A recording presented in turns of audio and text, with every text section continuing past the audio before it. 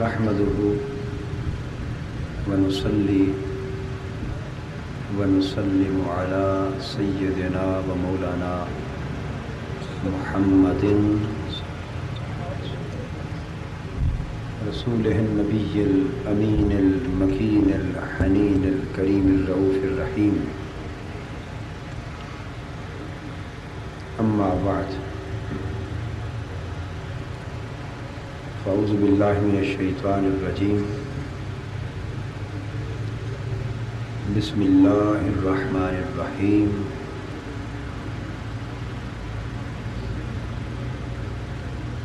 وتعزروه وتوقروه صدق الله مولانا العظيم. محترم مشائخ و علماء کرام، معزز حاضرین اور عزیزان گرامی قدر،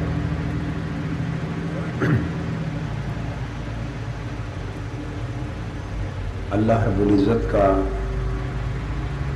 فضل و کرم اور احسان و انعام ہے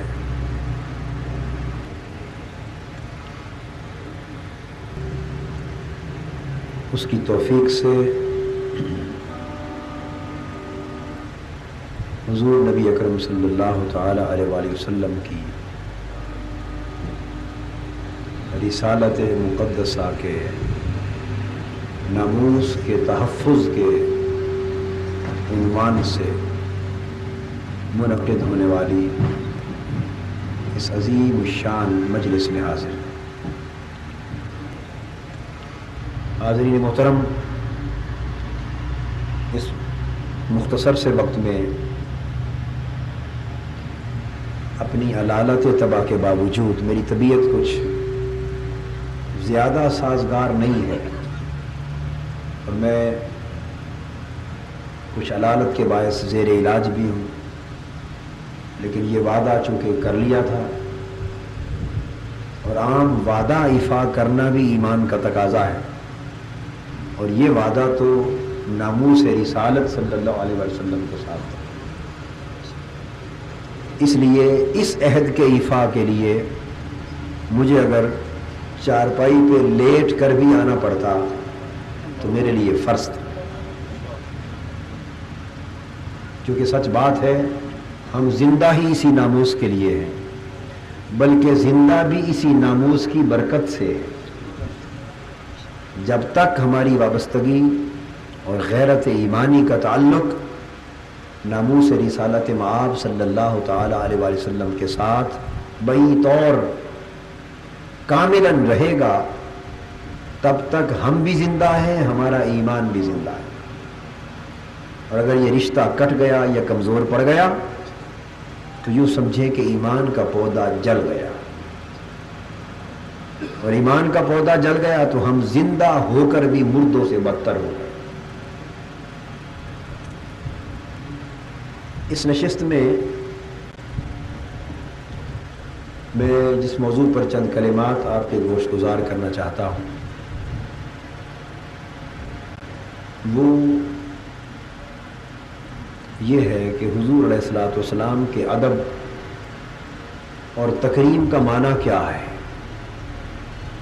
حضور علیہ الصلوۃ والسلام کے ادب و تعظیم کا معنی کیا ہے، اور اہانت اور گستاخی کسے کہتے ہیں، اور قرآن کی نگاہ میں گستاخ رسول کیا ہے۔ اب یہی موضوع حدیث کی روشنی میں بھی اور ائمہ دین کی روشنی کے آراء اور فقہاء امت کی آراء کی روشنی میں بھی ایک طویل موضوع ہے، مگر میں نے اس کا ایک گوشہ لے لیا، وہی آیہ کریمہ جس کو حضرت علامہ محمد خان قادری صاحب نے تلاوت کی، اس میں سے ایک ٹکڑا میں نے تلاوت کیا۔ انہوں نے نہایت شرح و بسط کے ساتھ اور بڑے پیارے عالمانہ انداز کے ساتھ اس پر گفتگو کی، مسئلہ آپ کو سمجھا دیا۔ میں اب اس کی ایک اور جہت کے حوالے سے گفتگو شروع کر رہا ہوں۔ آپ نے اس آیہ کریمہ میں دو لفظ سنے اور پڑھتے بھی ہیں، وَتُعَزِّرُوهُ وَتُوَقِّرُوهُ۔ اس کا معنی کیا ہے؟ دونوں کا معنی بالعموم حضور علیہ الصلوۃ والسلام کی تعظیم کرنا اور تکریم کرنا کر دیا جاتا ہے عام طور پر، بے شک یہ من وجہ درست، لیکن حقیقت یہ ہے یہاں دو حکم ہیں۔ وَتُعَزِّرُوهُ میں حضور علیہ الصلوۃ والسلام کی تعزیر کا، کیا تعزیر، وَتُوَقِّرُوهُ اس میں حضور علیہ الصلوۃ والسلام کی توقیر کا، تعزیر اور توقیر دو حکم ہیں اس آیت کریمہ میں۔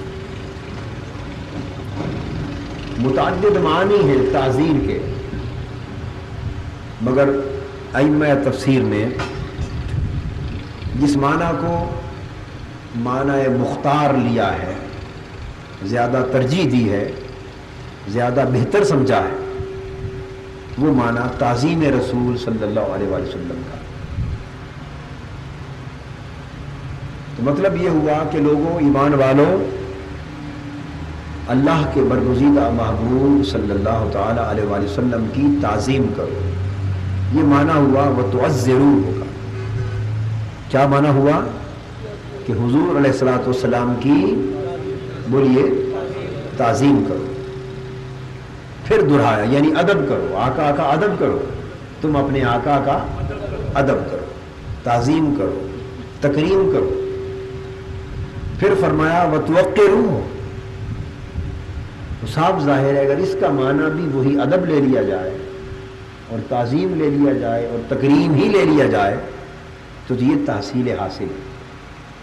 وہی بات پہلے فرمائی، وہی بات واو عاطفہ کہہ کے دوبارہ دہرا دی، جس کا کوئی معنی، مفہوم اور حکمت سمجھ میں نہیں آتا۔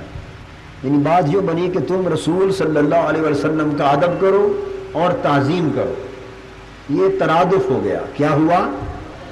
یعنی مترادف الفاظ ہو گئے، اور مترادف الفاظ فقط حسن کلام کے لیے جدا معنویت اور جدا حکمت نہ ہو، یہ اللہ کے کلام کی شان نہیں ہے۔ انسان اس طرح بولتا ہے، ہم اپنی گفتگو کو، اپنی تقریر کو، اپنے کلام کو، تحریر کو حسین تر کرنے کے لیے، خوبصورت بنانے کے لیے، مؤثر بنانے کے لیے، لوگوں سے واہ واہ لینے کے لیے، داد اپنی گفتگو پر لینے کے لیے، اپنی فصاحت و بلاغت کا سکہ جمانے کے لیے، اپنے فن تقریر کی دھاک جمانے کے لیے مترادفات استعمال کرتے ہیں۔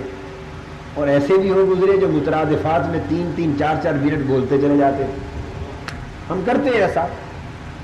مگر اللہ پاک کو اپنے کلام کے لیے اس شے کی حاجت، بولیے، نہیں۔ اللہ کو اس شے کی حاجت نہیں، وہ اس حاجت سے پاک۔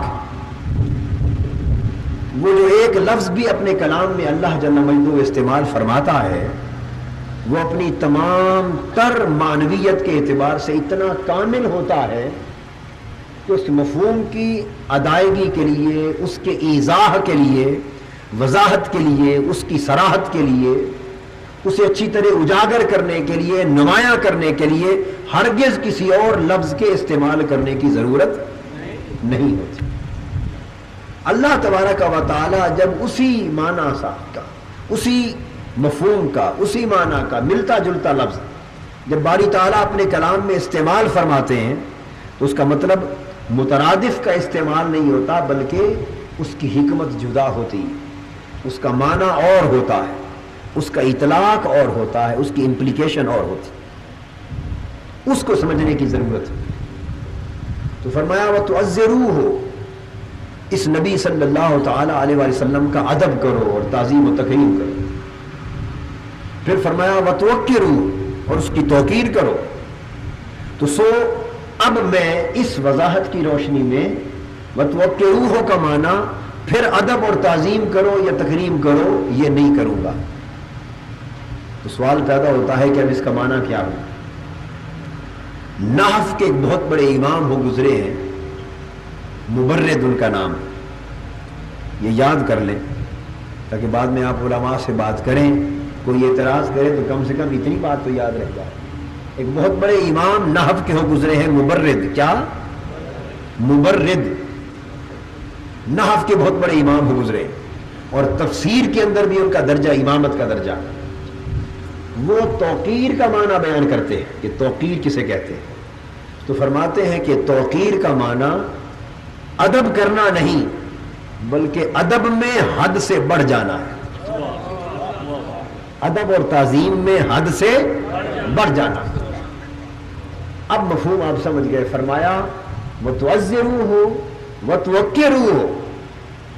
ایک تو وہ ادب ہے جو تمام انبیاء علیہ السلام کے لیے ان کے منصب نبوت کے اعتبار سے، ان کے منصب رسالت کے اعتبار سے، ان کے مقام و منصب کے اعتبار سے لازم ہے. اور میرے محبوب صلی اللہ علیہ وسلم کو نبی اور رسول جانتے ہوئے مانتے ہوئے میرے محبوب کا ادب تم نے کرنا ہے، تعظیم کرنی ہے، تکریم کرنی ہے. یہ تقاضا ہوا وَتُعَزِّرُوهُ کا کہ میرے محبوب کا ادب کرو، میرے محبوب کی تعظیم کرو، میرے محبوب کی تکریم کرو. مگر تِلْكَ الرُّسُلُ فَضَّلْنَا بَعْضَهُمْ عَلَى بَعْضٍ. نفس رسالت میں تو یہ سارے برابر ہیں، نبی ہونے اور رسول ہونے میں تو یہ سارے برابر ہیں، مگر درجات میں ہم نے کسی کو کسی پر بلند کر دیا. درجات میں سب برابر نہیں ہیں. تو فرمایا کہ نبوت و رسالت کے منصب کے اعتبار سے میرے محبوب کا ادب کرو، تعظیم کرو، تکریم کرو، تم پر لازم ہے. اگر ادب کو نظر انداز کر دو گے تو ایمان کی دولت سے محروم کر دیے جاؤ گے. مگر یہ دیکھو کہ یہ ایک عام نبی نہیں ہے، یہ ایک عام رسول نہیں ہے جو اپنے رتبے میں، درجے میں، مرتبے میں، مقام و منصب میں ان انبیاء اور ان رسولوں کے برابر ہو. چونکہ یہ درجات میں ان سے متفاوت ہے، مقام و مرتبہ میں ان سے افضل ہے، خصائل میں، فضائل میں ان سے کہیں بلندر ہے. اس لیے تعزیر کا تقاضا پورا کرتے ہوئے میرے محبوب کا ادب کرو، اور توقیر کا تقاضا یوں پورا کرو کہ جب میرے محبوب کی باری آئے تو ادب کی ساری حدیں پیچھے رہ جائیں، تم ادب سے آگے گزر جاؤ. حدوں کو توڑ دو، حدوں کو توڑ دو. اور اب تمہارے اوپر ہر نبی کا ادب، ہر نبی کا ادب، تعظیم اور تکریم حد تعزیر پر ہے. مگر جب میرے مصطفیٰ کی باری آئے تو تعزیر سے گزر جاؤ، وہ ادب کرو جو ادب کسی کا نہ ہوا نہ کبھی ہو سکے گا. اور تعظیم و تکریم کی ساری حدیں میرے محبوب کی ذات کے لیے توڑ ڈالو. یعنی اولاد اگر ماں باپ کا ادب کرے تو اس کے لیے حد ہے، اس حد سے آگے نہیں جا سکتی. چھوٹا بڑے کا ادب کرے تو ایک بولیے حد ہے، اس سے آگے نہیں جا سکتا. شاگرد استاذ کا ادب کرے تو ایک حد ہے، اس سے آگے نہیں جا سکتا. مرید شیخ کا ادب کرے تو ایک حد ہے، اس سے آگے. تو گویا ادب کے لیے، تعظیم و تکریم کے لیے بھی حدیں، مراتب کے اعتبار سے ادب اور تعظیم و تکریم کی حدیں. تو فرمایا لوگوں، بڑے بڑے لوگ اس دنیا میں ہیں جو ادب کے حقدار ہیں، تعظیم کے حقدار ہیں، تکریم کے حقدار ہیں. ہر مستحق کے ادب کا ادب ایک حد کے اندر ہے، ہر مستحق کے تعظیم کا ادب ایک حد کے اندر ہے، ہر مستحق کے تکریم کی تکریم ایک حد کے اندر ہے. مگر جب میرے محبوب کی باری آئے تو میرے محبوب کے ادب کے لیے کوئی حد نہیں ہے، اس کی تعظیم کے لیے کوئی حد نہیں ہے، اس کی توضیح تاکید کے لیے کوئی حد نہیں ہے. اوروں کا ادب حد کے اندر کرو گے تو ادب کا حق ادا ہوگا، اور میرے مصطفیٰ کا ادب حد کے اندر کرو گے بے ادبی بن جائے گا. مصطفیٰ کا ادب حد سے گزر کے کرو گے تو ادب کا حق ادا ہوگا. میرے محبوب کی تعظیم حد کو توڑ کر کرو گے تو عظمت مصطفیٰ کی معرفت نصیب ہوگی. میرے محبوب کی تکریم حدوں کو پھلانگ کر کرو گے تو اس کی عظمت کا شعور نصیب ہوگا. اس لیے ایمان کے دعوے داروں، ادب کے لیے حدوں کی بات کرو ہر ایک کے لیے، مگر جب ادب مصطفیٰ کی بات آئے ادب ساری حدوں کو اٹھا کے ایک طرف رکھ دو. حدوں کو اٹھا کے ایک طرف رکھ دو. اب یہ کہنا ناجائز ہو گیا اور قرآن مجید کے حکم کی سراسر خلاف ورزی ہو گیا اور حکم الہی سے بغاوت ہو گیا یہ کہنا کہ تم نبی کا ادب کرتے کرتے حد سے بڑھ جاتے ہو.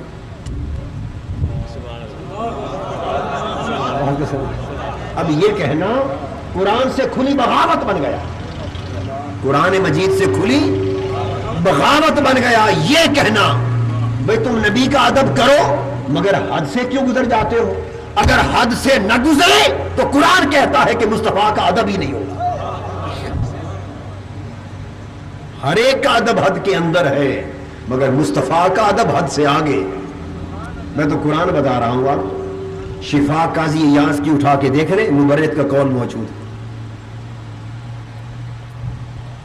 اور متقدمین میں سے ہے, معمولی آدمی بھی نہیں ہے. تو ہر ایک کا ادب حد کے, بھائی سبق کو رٹ لو اچھی طرح, زندگی بھر یاد آئے گا. ہر ایک کا ادب حد کے اندر ہے اور حضور کا ادب حد سے باہر, حد سے آگے. ہر ایک کا ادب حد سے اندر ہے اور آقا کا ادب حد سے آگے. اس لیے یہ امت جو حضور کی امت ہے, یہ حضور علیہ السلام کی شان میں ادنا سی بھی گستاخی ہو جائے تو یہ بھڑک اٹھتی, یہ برداشت نہیں کر سکتی. اس لیے کہ ادب حد سے آگے, تو یہاں جذبات بھی حد سے آگے ہوتے. اب یہاں میں مفہوم مخالف کے طور پہ ایک نقطہ سمجھانا چاہتا ہوں کہ جب ادب حد سے آگے ہوا تو گویا جب حد سے آگے بڑھ گئے تو حد رہی, بولیے, بس ایک ہی حد رہ گئی کہ حضور کو خدا نہیں بنانا. حضور صلی اللہ علیہ وسلم کو خدا نہیں کہنا, خدا نہیں سمجھنا, خدا نہیں بنانا. بس اس کام کو چھوڑ دے, باقی جو کچھ کہے وہ میرے مصطفیٰ کے مقام سے نیچے, جو کہے نیچے. یہی امام بصیری کا عقیدہ ہے. وہ کہتے ہیں حضور کو نہ خدا کہو نہ خدا کا بیٹا کہو, باقی جو کہو وہ کم ہے, جو کہو. اس لیے کہ ادب ہوا جو حد سے آگے. تو آپ حد سے آگے کہاں تک چلے جائیں گے؟ جہاں تک جائیں گے پھر کوئی حد ہوگی. یہ بات سمجھنے والی ہے, چونکہ ہم محدود ہیں نا, ہم ساری حدوں سے آگے جا سکتے ہیں نہیں جا سکتے, کیونکہ ہم خود حد کے اندر ہیں, ہم خود حد کے اندر ہیں. تو جو محدود ہے وہ غیر محدود ادب کا تقاضا کیسے پورا کر سکتا ہے؟ تو ہم جتنا بھی حدوں سے آگے گزر جائیں, سچ یہ ہے کہ ادب مصطفیٰ کا حق ادا نہیں ہو سکتا. سو اگر ہم حضور کے ادب اور تعظیم و تکریم کے لیے حدیں باتیں پھریں, بھائی اس سے آگے نہ گزرنا, اس سے آگے نہ گزرنا, اس سے آگے نہ گزرنا, یہ نادانی کی بات ہے. ہم حدیں, اللہ حد کو توڑنا چاہتا ہے, ہم حد قائم کرنا چاہتے ہیں. وہ جس طرح کھیت نہیں ہوتے, کھیت تو حد ہوتی ہے, بننا ہوتا ہے بننا, بھائی اس سے آگے نہ گزرنا, اس سے آگے نہ گزرنا, اس سے آگے میری زمین کی حد ہے, اس سے آگے. تو یہ اس لیے دشواری ہوتی ہے کہ دونوں کی حد ہے, دونوں کی, بھائی میری زمین کی بھی حد اور آپ کی زمین کی بھی. تو اس در ہوئے تو میری حد میں, ادھر ہوئے تو دونوں چونکہ محدود ہے نا, اس لیے یا میری حد میں ہوا کوئی یا دوسرے کی حد میں ہوا, دونوں جو محدود ہوئے. اب بات کو سمجھ رہے ہیں؟ تو آقا دو جہاں صلی اللہ علیہ وسلم سے اوپر اللہ کے سوا کوئی اور ہے؟ حضور سے اوپر, حضور سے آگے اللہ کے سوا کوئی اور ہے؟ بولیے. تو اللہ حد والا ہے یا بغیر حد کے ہے؟ اللہ حد والا ہے یا بغیر حد کے؟ بغیر حد کے. تو اسی لیے اللہ پاک نے فرمایا کہ میرے محبوب کا ادب حد سے گزر کے کرو, اس لیے کہ جہاں تک چلے جاؤ اس کی تو حد ہی نہیں جس میں تم داخل ہوگے, وہ تو ہے ہی حد سے پاک. تو اس کا حد بننا تو ٹوٹ نہیں رہا, اس کا حد اور بننا تو ٹوٹ نہیں رہا. تو جہاں تک جاؤ مصطفیٰ کی سلطنت ہے, جہاں تک جاؤ حضور ہی کی عظمت ہے, جہاں تک جاؤ وہ حضور ہی کی حد ہے. تمہاری حدیں ختم ہو سکتی ہے, حضور کی عظمت کی حد ختم نہیں ہو سکتی. بس ایک شرط ذہن میں رہ جائے کہ جہاں تک بھی جاؤ حضور کو عبد کہتے جاؤ, اسے معبود کہتے جاؤ. حضور کو اللہ کا بندہ مانتے جاؤ اور اسے حضور کا خالق مانتے جاؤ. اس خالق و مخلوق کے فرق کو نہ مٹاؤ. اس خالق و مخلوق کے فرق کو اگر نہ مٹاؤ تو سچ بات یہ ہے کہ پھر جتنا بھی حد سے گزر جاؤ ادب کا حق ادا نہیں ہو سکتا. یہ اس آیت کریمہ کا معنی ہے کہ تعظیم کرو اولاً جس طرح ہر نبی اور رسول کا حق ہے، وتوقروا ہو، اور پھر جب میرے محبوب کی بات آ جائے تو پھر حدوں سے آگے گزر جاؤ. اب یہ بات جو میں آپ کے ذہن نشین کرانا چاہتا ہوں وہ یہ کہ حضور علیہ الصلوۃ والسلام کا ادب اور تعظیم و تکریم اس کا مفہوم ہی یہ ہے کہ حد سے بڑھ کر کیا جائے. اگر حد سے کم کیا تو ادب نہ رہا، بے ادبی بن گئے. اب اس کا مفہوم مخالف دیکھیے، جب ادب حد سے آگے بڑھ گیا، ادب غیر معمولی طور پہ حد سے آگے گزر گیا تو بے ادبی کیا ہوگی؟ بے ادبی کیا ہوگی؟ اب آپ کے لیے میرے لیے تو یوں کہا، کسی نے یہ بات کہی تو بے ادبی ہو گئی، یہ بات کہی بے ادبی ہو گئی، کوئی سخت کلمہ بولا بے ادبی ہو گئی. مگر حضور علیہ الصلوۃ والسلام کی ادب کی چونکہ حد ہی کوئی نہیں، تعظیم و تکریم کی چونکہ حد ہی کوئی نہیں، تو حضور کی ذات کے لیے بے ادبی کیا ہے یہ سمجھانا چاہتا ہوں. اب مجھے تو کسی نے گالی دی، آپ نے کہا جی بے ادبی کی. حضرت علامہ کو کسی نے برا بھلا کہا، آپ نے کہا ان کی بے ادبی کی. حافظ منظور احمد صاحب کو کسی نے برا بھلا کہا، آپ نے کہا بے ادبی کی. صاحبزادہ صاحب کو کسی نے برا بھلا کہا، آپ نے کہا ان کی بے ادبی کی. یہ بات تو سمجھ میں آتی ہے نا؟ تو دیکھنا یہ ہے کہ حضور علیہ الصلوۃ والسلام کی بے ادبی کیا ہے. یہ نقطہ جس طرح پہلا نقطہ آپ سمجھ گئے ہیں، سمجھے یا نہیں سمجھے؟ میں دو چار باتیں ذہن نشین کرانا چاہتا ہوں تاکہ عمر بھر یاد رہے اور پھر آپ اس موضوع پر تقریر کر سکیں. ٹھیک ہے نا؟ پکی پکی باتیں چاند یاد کر لیں. جس طرح ادب حضور کا یہ ہے، اور ادب ہوتا ہی تب ہے جب حد سے بڑھ کے کیا جائے. اب دیکھنا یہ ہے کہ بے ادبی کیا ہے. بے ادبی ہمارے لیے بے ادبی کا مفہوم تو سمجھ میں آتا ہے، ماں باپ کا کہنا نہ مانا، برا بھلا کہا، بے ادبی ہو گئی. تو دیکھنا ہے کہ آقا کی بے ادبی کا مفہوم کیا ہے. تو سن لیجئے، حضور علیہ الصلوۃ والسلام کی بے ادبی، وہ باتیں تو خیر ہیں ہی بے ادبی، مگر یہ بھی بے ادبی ہے کہ کسی نے حضور کے ادب کی بات کی، حضور کے ادب کی بات کی، تعظیم کی بات کی، تکریم کی بات کی، فضیلت کی بات کی، عظمت کی بات کی، تعریف کی بات کی، مگر بخل کے ساتھ حد کے اندر رہ کر کی. یہ بھی بے ادبی ہے. بخل برتا، کنجوسی برتی میرے آقا کے حسن کو بیان کرنے میں، بخل برتا میرے آقا کی عظمت کو بیان کرنے میں.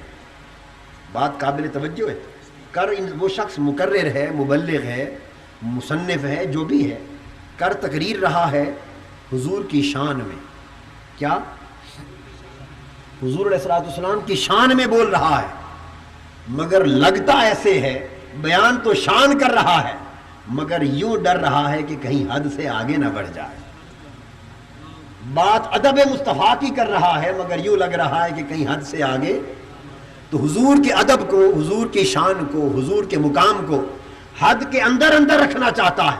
تو جو شخص اس طرح آقا دو جہاں کی عظمت کے بیان کو حدوں کے اندر ڈال کر بات کر رہا ہے، وہ بات عظمت کی کر رہا ہے مگر بے ادب ہو رہا ہے، وہ بے ادب ہو رہا ہے. تو گویا حد سے بڑے ہوئے ادب کا ذکر حد کے اندر کھینچنا، یہ بخل ہے عظمت مصطفیٰ کے بیان میں، یہ بخل ہے شان مصطفیٰ کے بیان میں. تو یہ بخل فی نفس سے ہی میرے آقا کی گستاخی ہے، یہی اہانت ہے، یہی بے ادبی. باقی بات تو پھر بڑی دور کی رہ جاتی ہے. اب بات کو سمجھ رہے ہیں نا؟ یعنی اس سے صرف اتنا محسوس ہو جائے، اتنا محسوس ہو جائے کہ حضور کی عظمت اور حضور کی شان کے بیان میں کچھ گھٹن محسوس ہو رہی ہے، چہرے پر کچھ انقباض ہے، تھوڑا سا بوجھ بوجھ لگ رہا ہے، اور حضور کی شان بیان کر رہا ہے مگر اتنی فرحت اور شرح صدر کے ساتھ نہیں، بے دریغ بے دھڑک اپنے محبوب کی حسن و جمال کے تذکرے نہیں کر رہا. تو اگر اتنا احساس ہو جائے تو جانیے کہ یہ بھی خیال کی بے ادبی ہے، یہ زبان کی بے ادبی ہے، یہ اعتقاد کی بے ادبی۔ اب قرآن مجید کی وہ آیت کریمہ جس پر مولانا محمد خان صاحب نے بڑی تفصیل سے بات کی، وہ اسی نقطے کو واضح کرتی، اسی نقطہ بے ادبی کو واضح کرتی۔ اس میں اللہ پاک نے کیا فرمایا؟ یا ایھا الذین آمنوا لا ترفعوا اصواتکم فوق صوت النبی ولا تجهروا له بالقول كجهر بعضکم لبعض ان تحبط اعمالکم وانتم لا تشعرون۔ یہ بات قابل توجہ ہے۔ فرمایا کہ ایمان والو، تم اپنی آواز نبی کی آواز سے اونچا نہ کیا کرو، اور اونچی آواز سے میرے محبوب کو اس طرح نہ بلایا کرو جس طرح ایک دوسرے کو بلاتے۔ اب یہاں میں آپ سے سوال کرتا ہوں، اس میں کوئی بے ادبی کا کلمہ بیان کیا؟ بولیے، کوئی گستاخی کی بات، حضور علیہ السلام کی کسی معجزے کا انکار ہے اس آیت کریمہ میں جس سے روکا گیا؟ حضور کے علم کی وسعت کا انکار، حضور کے حسن و جمال کا انکار، حضور کے تصرفات کا انکار، شفاعت کا انکار، ظاہراً حضور علیہ السلام کے کمالات میں سے کسی کمال کا انکار ہے؟ یا بے ادبی سے حضور کا نام لیا جا رہا ہے، یا گستاخی سے حضور کو پکارا جا رہا ہے نام کے اعتبار سے کہ گستاخانہ کلمہ بولا جائے؟ نہیں۔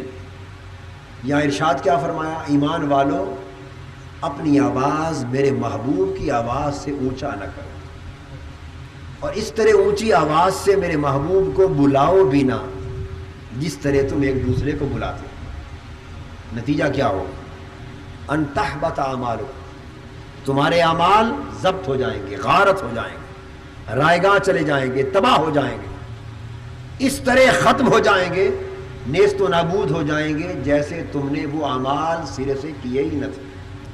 اب جو نقطہ یہاں میں سمجھانا چاہتا ہوں وہ یہ، مفسرین بیان کرتے ہیں کہ یہ رفع صوت یعنی آقا کی بارگاہ میں آواز کا اونچا ہو جانا، اور یہ ذہن میں رکھ لیں کہ یہ صرف حضور کی حیات ظاہری کے لیے ہی نہ تھا، آج میرے آقا کی جالیوں کے پاس بھی یہی حکم قائم ہے، حضور کی جالیوں کے پاس بھی یہی حکم رفع صوت کی منع کا قائم ہے۔ اہل ادب وہاں بھی اسی طرح بولتے ہیں، پست آواز کے ساتھ بولتے ہیں۔ فرمایا اگر تمہاری آواز اونچی ہو گئی، تم نے آواز اونچی کر لی، تو تمہارے سارے اعمال غارت ہو جائیں گے، ختم ہو جائیں گے۔ یہ رفع الصوت، آواز کا اونچا ہونا، دو صورتوں میں ہو سکتا ہے، یا کوئی گستاخی کی نیت سے آواز اونچی کرے اور اونچا بولے، یا گستاخی کی نیت کے بغیر اتفاقاً اونچا بول بیٹھے، یعنی یا استخفافاً اونچا بولے، رفع صوت ہو استخفافاً، گستاخی کی نیت سے، حضور کی شان اقدس کو گھٹانے کی نیت سے، یا مطلقاً اونچی آواز کر بیٹھے حضور کی بارگاہ میں، آواز سے اونچی آواز ہو جائے۔ دو ہی صورتیں ممکن ہیں نا۔ اب جو نقطہ میں یہاں سمجھانا چاہتا ہوں وہ یہ، اس آیہ کریمہ نے کوئی شرط لگائی ہے کہ جو شخص گستاخی کی نیت سے اور حضور علیہ السلام کی شان اقدس میں تنقیص کرنے کے خیال سے آواز اونچی کرے، اس کے اعمال ضبط ہوں گے، اور جو گستاخی کی نیت کے بغیر یوں ہی حضور کی آواز سے آواز کو اونچا کر بیٹھے، اس کے اعمال ضبط نہیں ہوں گے۔ کوئی فرق قائم کیا گیا اس آیت کریمہ میں؟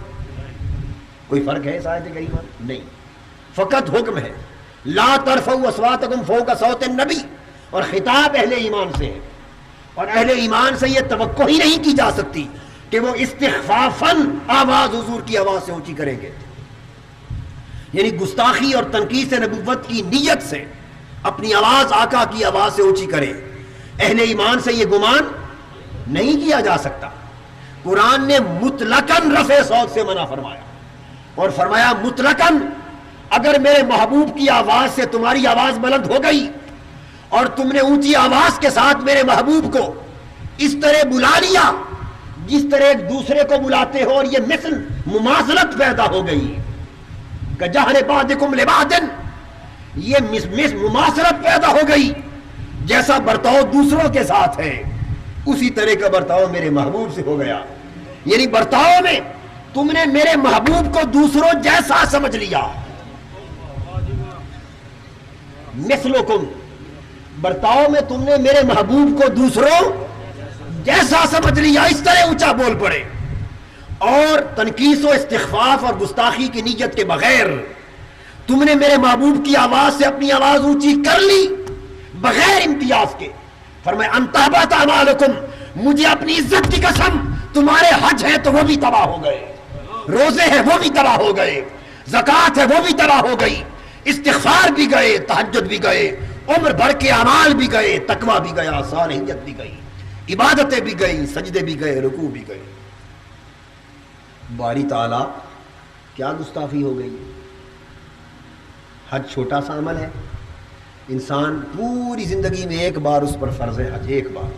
اسی طرح ہے نا، تو ساری زندگی میں اس غریب نے ایک بار حج کیا، بڑی محنت کے ساتھ قربانیاں کی، سارے فرائض مناسک ادا کیے، حج کیا، دنیا اسے حاجی کہنے لگی. کسی خوش نصیب کو ہر سال حج نصیب ہوا، 100 سال عمر پائی، یہ بات قابل توجہ ہے. 100 سال وہ حج پایا، عمر پائی، 100 حج کیے. ایک شخص ساری زندگی صبح روزہ رکھتا رہا، یہ بات قابل توجہ ہے، اور ساری رات کھڑے ہو کے عبادت کرتا رہا، صائم الدہر اور قائم اللیل تھا. عمر بھر زکوٰۃ دی، صدقات دیے، کروڑوں اربوں روپے اللہ کی راہ میں خرچ کیے، غریبوں کی مدد کی، ہزاروں لاکھوں کے اعتبار سے روزانہ تسبیحات اور ماہانہ پڑھتا رہا، اللہ اللہ کیا، سارے اعمال کے اتنے ذخائر، اتنے انبار جمع کیے کہ دنیا دنگ رہ گئی. یہ سارا کچھ کر کے کیا کیا؟ حضور علیہ الصلوۃ والسلام کی آواز سے اپنی آواز اونچی کر دی، اور حضور کو اسی طرح بلا بیٹھا جس طرح ایک دوسرے کو عام انسان کو بلایا جاتا. گویا برتاؤ میں حضور کو دوسروں جیسا سمجھ لیا، برتاؤ میں حضور کو دوسروں کی مثل سمجھ لیا. اب میری بات کو سمجھ رہے ہیں یا نہیں؟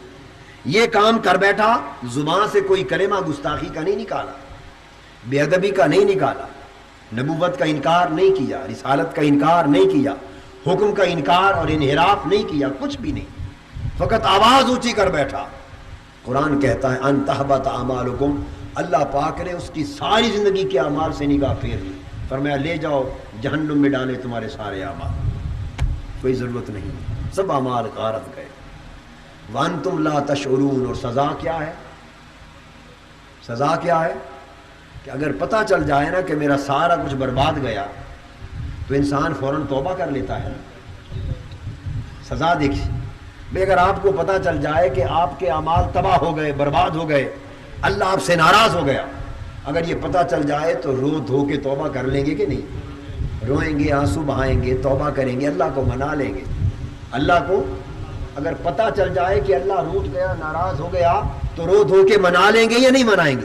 توبہ کر لیں گے نا. فرمایا تم اگر ہر قسم کا گناہ کرو اور میں روٹھ جاؤں تو مجھے منا لینے کا موقع موجود ہے، مگر میرے مصطفیٰ کی گستاخی کرو سارے اعمال تباہ کر دوں گا، تمہیں خبر بھی نہ ہونے دوں گا کہ کہیں رو کے مجھے منانے کی کوشش نہ کر بیٹھو. سنو، جو میرے مصطفیٰ کا گستاخ ہے اسے پتہ بھی نہ چلے تاکہ کہیں توبہ نہ کر لے کہ میں اس سے ایسا روٹ گیا کہ توبہ کی بھی اجازت نہیں ہے، توبہ کا بھی موقع نہیں ہے کہ میرے محبوب کی گستاخی کر لی. اس نے میرے محبوب کی وانتم لا تشعرون، تمہیں علمی شعور ہی نہ ہوگا، تم اسی طرح ڈینگے مارتے پھرو گے، مگر معاملہ صاف ہو چکا ہوگا. اب یہ جو انتم، یہ ہے ان تحبط اعمالکم. آپ پورے قرآن مجید کو پڑھ کے دیکھیے اول سے آخر تک، کئی مقامات پر حبط اعمال کا ذکر آیا ہے قرآنی آیات میں، اور ہر جگہ یہ علامات کفر میں سے ہے. یعنی اعمال کا غارت جانا یہ کیا ہے؟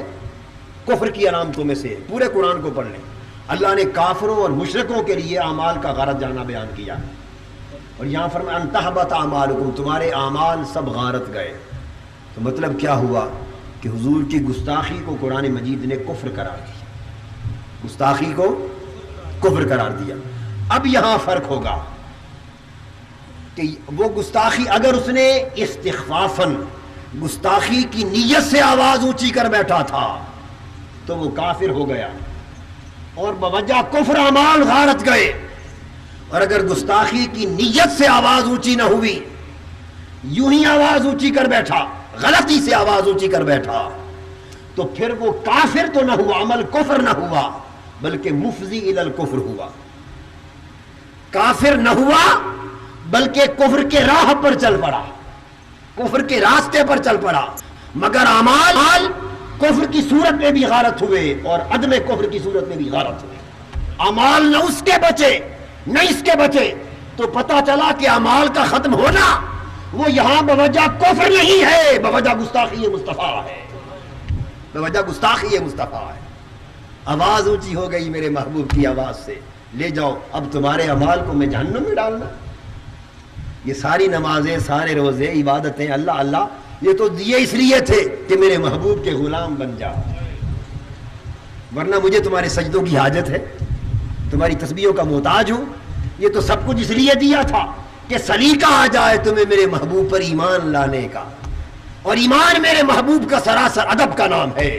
اگر وہ ادب نہ رہا تو پھر تمہارے باقی معاملات سے مجھے کوئی غرض نہ رہی۔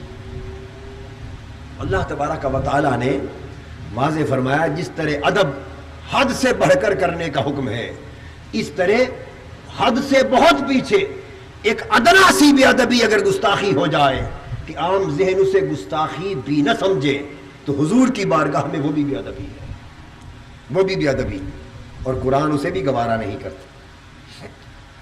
اب قرآن مجید نے ایک اور مقام پہ فرمایا، یا ایھا الذین آمنوا لا تقولوا راعنا وقولوا انظرنا واسمعوا وللکافرین عذاب مہین۔ ایمان والو، جب تم میرے محبوب صلی اللہ تعالیٰ علیہ وسلم کی مجلس میں بیٹھے ہوئے ہو اور میرا محبوب تم سے کوئی گفتگو فرما رہا ہے اور تھوڑی سی بے دھیانی کے باعث تمہیں کسی ایک بات کی سمجھ نہ آئے، کسی ایک بات کی سمجھ نہ آئے، اور چاہو کہ حضور اس بات کو دہرا دیں، دوبارہ بیان فرما دیں تاکہ سمجھو، ایسا ہوتا ہے یا نہیں ہوتا؟ آپ ایک مجلس میں بیٹھے ہیں، بات ہو رہی ہے، بے دھیانی میں ایک بات کی سمجھ نہیں آئی، آپ چاہتے ہیں کہ ذرا اس کو دہرا دیں، دوبارہ بتا دیجیے، یہ پوچھتے ہیں کہ آپ نے کیا کہا، کہتے ہیں کہ نہیں کہتے؟ بالکل یہی بات ایک عام انسانی سطح کی بات ہے یا نہیں؟ فرمایا کہ اگر میرے محبوب کی مجلس میں بیٹھے ہو، کوئی بات تمہارے کانوں سے گزر گئی، سمجھ میں نہیں آئی، اور چاہتے ہو حضور کی خدمت میں یہ درخواست کرنا کہ آقا یہ بات ذرا دوبارہ بیان فرما دیں، تو پہلے صحابہ کا معمول کیا تھا؟ وہ کہتے تھے راعنا، آقا ذرا ہماری رعایت فرما دیں، ذرا ہم پہ شفقت فرما دیں، جس کا مطلب یہ بھی ادب کا بیان تھا، جس کا مطلب یہ ہوتا کہ حضور یہ بات سمجھ میں نہیں آئی، ذرا دوبارہ بیان فرما دوہرا دیجیے۔ یہودیوں نے کیا کیا جو حضور کے دشمن تھے، گستاخ تھے، وہ جو رائنا کا لفظ تھا اس کو رائنا کر کے لیم بالسنتہم، زبان کو موڑ کر، اپنی زبان کو موڑ کر یہ کی طرح یہ لگا کہ رائنا کہتے، یعنی معاذ اللہ ہمارا چرواہا۔ اس کے کچھ اور معنی بھی تھے، معروف معنی یہ تو رائنا کا معنی ہوتا حضور ذرا ہم پہ شفقت فرما دیں، حضور ذرا تھوڑی رعایت فرما دیں، اور مفہوم یہ ہوتا کہ حضور اس بات کو ذرا دہرا دیں تاکہ ہم سمجھ لیں۔ مقصد یہ تھا، لفظ یہ تھا رعایت کا، مگر یہ کون؟ یہ اہل ایمان اور صحابہ استعمال کرتے۔ یہود نے، گستاخوں نے کیا کیا کہ اپنی گستاخی کے جذبے کی تسکین کے لیے اس لفظ کو رائنا کہا، اور رائنا کے بھی کچھ اور الٹے معنی نکالے۔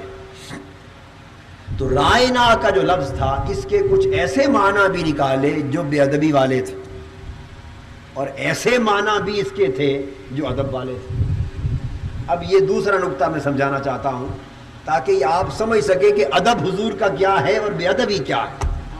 اس نقطے کو سمجھنے کی ضرورت ہے۔ لوگ کہہ دیتے ہیں بھئی ادب میں آگے گزر جاتے ہو اور چھوٹی چھوٹی بات کو بے ادبی اور گستاخ کہہ دیتے ہو، اتنے بات کی تو کہہ دیا گستاخ ہو گیا، اتنی بات پہ گستاخ ہو گیا۔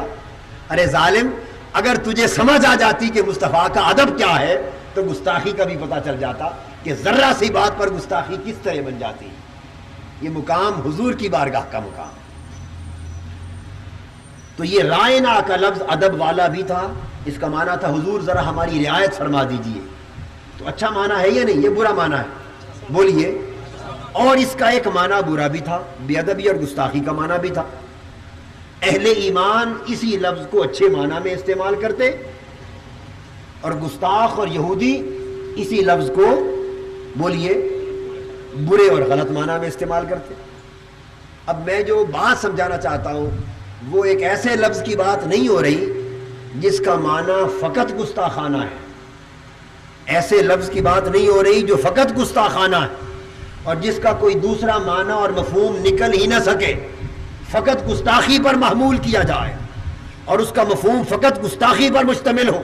ایسے لفظ کی بات نہیں کر رہا, بلکہ قرآن مجید ایک ایسے لفظ کی بات کر رہا ہے جس کا ایک معنی گستاخی کا بھی نکلتا ہے اور ایک معنی بولیے اچھائی کا بھی نکلتا ہے. اہل ایمان اچھائی کا معنی لیتے اور گستاخ اور بے ادب اور بے ایمان لوگ گستاخی کا معنی لیتے. اب اہل ایمان سے تو توقع نہیں تھی نا کہ وہ گستاخی والا معنی لیں گے, انہوں نے تو ادب والا ہی معنی لینا تھا. مگر ادب والوں کو, ایمان والوں کو, صحابہ کو حکم دیا, فرمایا یا ایھا الذین آمنوا لا تقولوا رائنا. ایمان والوں, ادب والوں, صحابہ ایمان والے تھے نا, صحابہ ادب والے تھے نا. تو دوستو بے ادب کے لیے بات قابل توجہ ہے, بے ادب کے لیے بہت کچھ کہہ جانے سے بھی بے ادبی نہیں ہوتی اور ادب والے کے لیے معمولی سی بات بھی بے ادبی بن جاتی. جو بے ادب ہے طبعاً وہ بہت کچھ کہہ جائے تو سمجھتا ہے میں نے کیا کہا, کوئی بے ادبی نہیں کی, اور جو ادب والے ہیں وہ رائے راہ کہہ بیٹھے وہ بھی بے ادبی ہو جاتی. اللہ پاک نے فرمایا ایمان والوں, صحابیوں, ادب والوں, لا تقولوا رائنا. آج کے بعد اگر ایسی صورت ہو جائے تو میرے محبوب کو رائنا نہ کہا کرو. حالانکہ صحابہ کرام یہ لفظ اچھے معنی میں استعمال کرتے, اس میں کوئی بے ادبی, مگر چونکہ بے ادبی کے ایک معنی کا امکان تھا, بے ادبی کا ایک معنی اس میں سے نکلنا ممکن تھا, چونکہ بے ادبی ایک جہت سے ممکن تھی اس لیے اس لفظ کو زبان پر لانے سے بھی منع کر دیا کہ جو لفظ فی نفس ہی تو ادب والا ہے مگر بے ادب چاہے تو دوسرا معنی نکال سکتا ہے. فرمایا خبردار, یہ بارگاہ مصطفیٰ معمولی بارگاہ نہیں ہے, اس مقام و منصب کے لیے ایسا لفظ بھی استعمال نہ کیا جائے کہ بے ادب چاہے تو بے ادبی کا معنی نکال سکے. جہاں بے ادبی کا امکان ہو اس لغت کو اٹھا کے بھی باہر پھینک دیا. جس لفظ میں بے ادبی کا امکان ہے, جس لفظ میں گستاخی کا امکان ہے, اس لغت کو بھی اٹھا کے پھینک دیا, اس لفظ کو بھی اٹھا کے پھینک دیا. فرمایا جب میرے محبوب سے خطاب ہو تو چن چن کے وہ لفظ بولا کرو کہ کافر چاہے بھی تو گستاخی کا معنی نہ نکال سکے. جب میرے محبوب سے بات کرنے کا وقت آئے تو چن چن کے وہ ہیرے نکالا کرو, ارے وہ گوہر نکالا کرو, وہ پیارے پیارے لفظ نکالا کرو, ایسی لغت نکالا کرو کہ کوئی بدبخت چاہے بھی تو غلط معنی نہ نکال سکے, جس سم سے چاہے حسنی نظر آئے.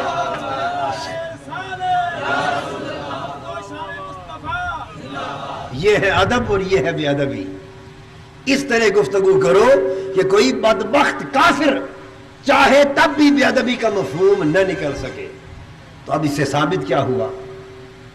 ثابت یہ ہوا کہ اگر کوئی شخص ایسے لفظ کے ساتھ حضور کی بات کر بیٹھے جو لفظ صراحتاً بے ادبی کا تو نہ ہو مگر اس کا ایک معنی بے ادبی کا نکل سکتا ہو, تو وہ یہ دلیل اور جواز بنا کر خود کو گستاخی کے عنوان سے مبرہ ثابت نہیں کر سکتا. گستاخی اس وجہ سے گستاخی نہیں بنتی کہ لفظ گستاخانہ ہے, بلکہ اس وجہ سے گستاخی بنتی ہے کہ اس کا ایک مفہوم گستاخانہ نکل سکتا ہے. تب بھی گستاخی بنتی ہے, تب بھی گستاخی بنتی, کیونکہ یہ بارگاہ مصطفیٰ کی بارگاہ ہے, معمولی بارگاہ نہیں. کسی اور کا معاملہ ہوتا تو رعایت دے دی جاتی, کسی اور کا معاملہ ہوتا تو شک کا فائدہ کس کو دیا جاتا ہے؟ بولیے, مجرم کو دیا جاتا ہے. اگر شک پیدا ہو جائے تو فائدہ کسے دیا جاتا ہے؟ مجرم کو. مگر یہ قانون ہر جرم کے لیے ہے, فقط گستاخی مصطفیٰ کے لیے نہیں. ہر گناہ کے لیے شک کا فائدہ ہے گناہگار کو، مگر گستاخی ہے مصطفیٰ کے مسئلے پر شک کا فائدہ۔ اب کوئی شخص اگر کتاب لکھے اور یہ کہے کہ میں نے تو مستشرقین کی بات کی تھی، میں نے مورخین کی بات کی تھی، اس حوالے سے بات کی تھی، اور اس میں شک پیدا کر کے اپنا دفاع کرنا چاہے، تو ظالمہ سنو، ہر شک کا فائدہ ہر گناہگار کو ہو سکتا ہے، مگر جب ناموس مصطفیٰ کی بات آئے گی تو گناہگار شک کے فائدے سے معروم ہوگا، ناموس مصطفیٰ ہر شے پہ عظیم تر ہوگا۔ نعرہ تکبیر، نعرہ رسالت، ناموس رسالت۔ دوستو بہت سی باتیں ایسی ہیں جو میں کہہ سکتا ہوں مگر خطاب میں نہیں کہوں گا، وہ ضرورت پڑی تو عدالت کے لیے چھوڑ رہا ہوں۔ میری بات آپ سمجھیں، بہت سی باتیں ہیں جو میں کہہ سکتا ہوں بحمد اللہ تعالیٰ، مجھے نہ کسی کا خوف نہ کسی کا ڈر، بہت سی باتیں کہہ سکتا ہوں مگر خطاب میں نہیں کہنا چاہتا، اس میں تقاضا ہے حکمت کا، تدبیر کا، وہ عدالت کے لیے چھوڑ رہا ہوں کہ بعض جنگیں قانون کی عدالت میں لڑی جاتی، وہ وقت آئے گا تو وہ باتیں وہاں کہی جائیں گی، جو کچھ آپ سے کہنا ہے وہی کہتا ہوں۔ اس لیے فرق ہوتا ہے، دو طرح کے لوگ ہوتے ہیں، کچھ لوگ ایسے ہوتے ہیں جنہیں آپ چلاتے ہیں، یعنی آپ نے جدھر چلایا وہ آپ کے پیچھے پیچھے چلتے گئے، میں ان میں سے بدقسمتی یہ ہے کہ نہیں ہوں، ان میں سے نہیں ہوں، میں بدقسمتی سے ان لوگوں کے قدموں میں بیٹھنے والا ہوں جو لوگوں کو سیدھی راہ چلنے کی ہدایت کرتے ہیں۔ آپ کے جذبات کے ساتھ ساتھ چلوں تو پھر بات نہیں بنتی، اس لیے آپ کے جذبات کی درستگی آپ کو مہیا کرنا ہے، تو جو باتیں یہاں کہنے کی ہیں وہ یہاں کہوں گا، جو یہاں کہنے کی نہیں عدالت میں کہنے کی ہے وہ انشاءاللہ وہاں کہوں گا۔ اس وقت یہ بات سمجھ لیں کہ ادب اور بے ادبی کا مفہوم یہ ہوا کہ وہ لفظ جس میں بے ادبی کا مفہوم شائبہ تن بھی ایک جہت سے پایا جا سکتا ہو، وہ بھی حضور کی بارگاہ میں گستاخی، اور منع فرما دیا یا ایھا الذین آمنوا لا تقولوا راعنا، ہرگز آج کے بعد یہ لفظ بولنا بند۔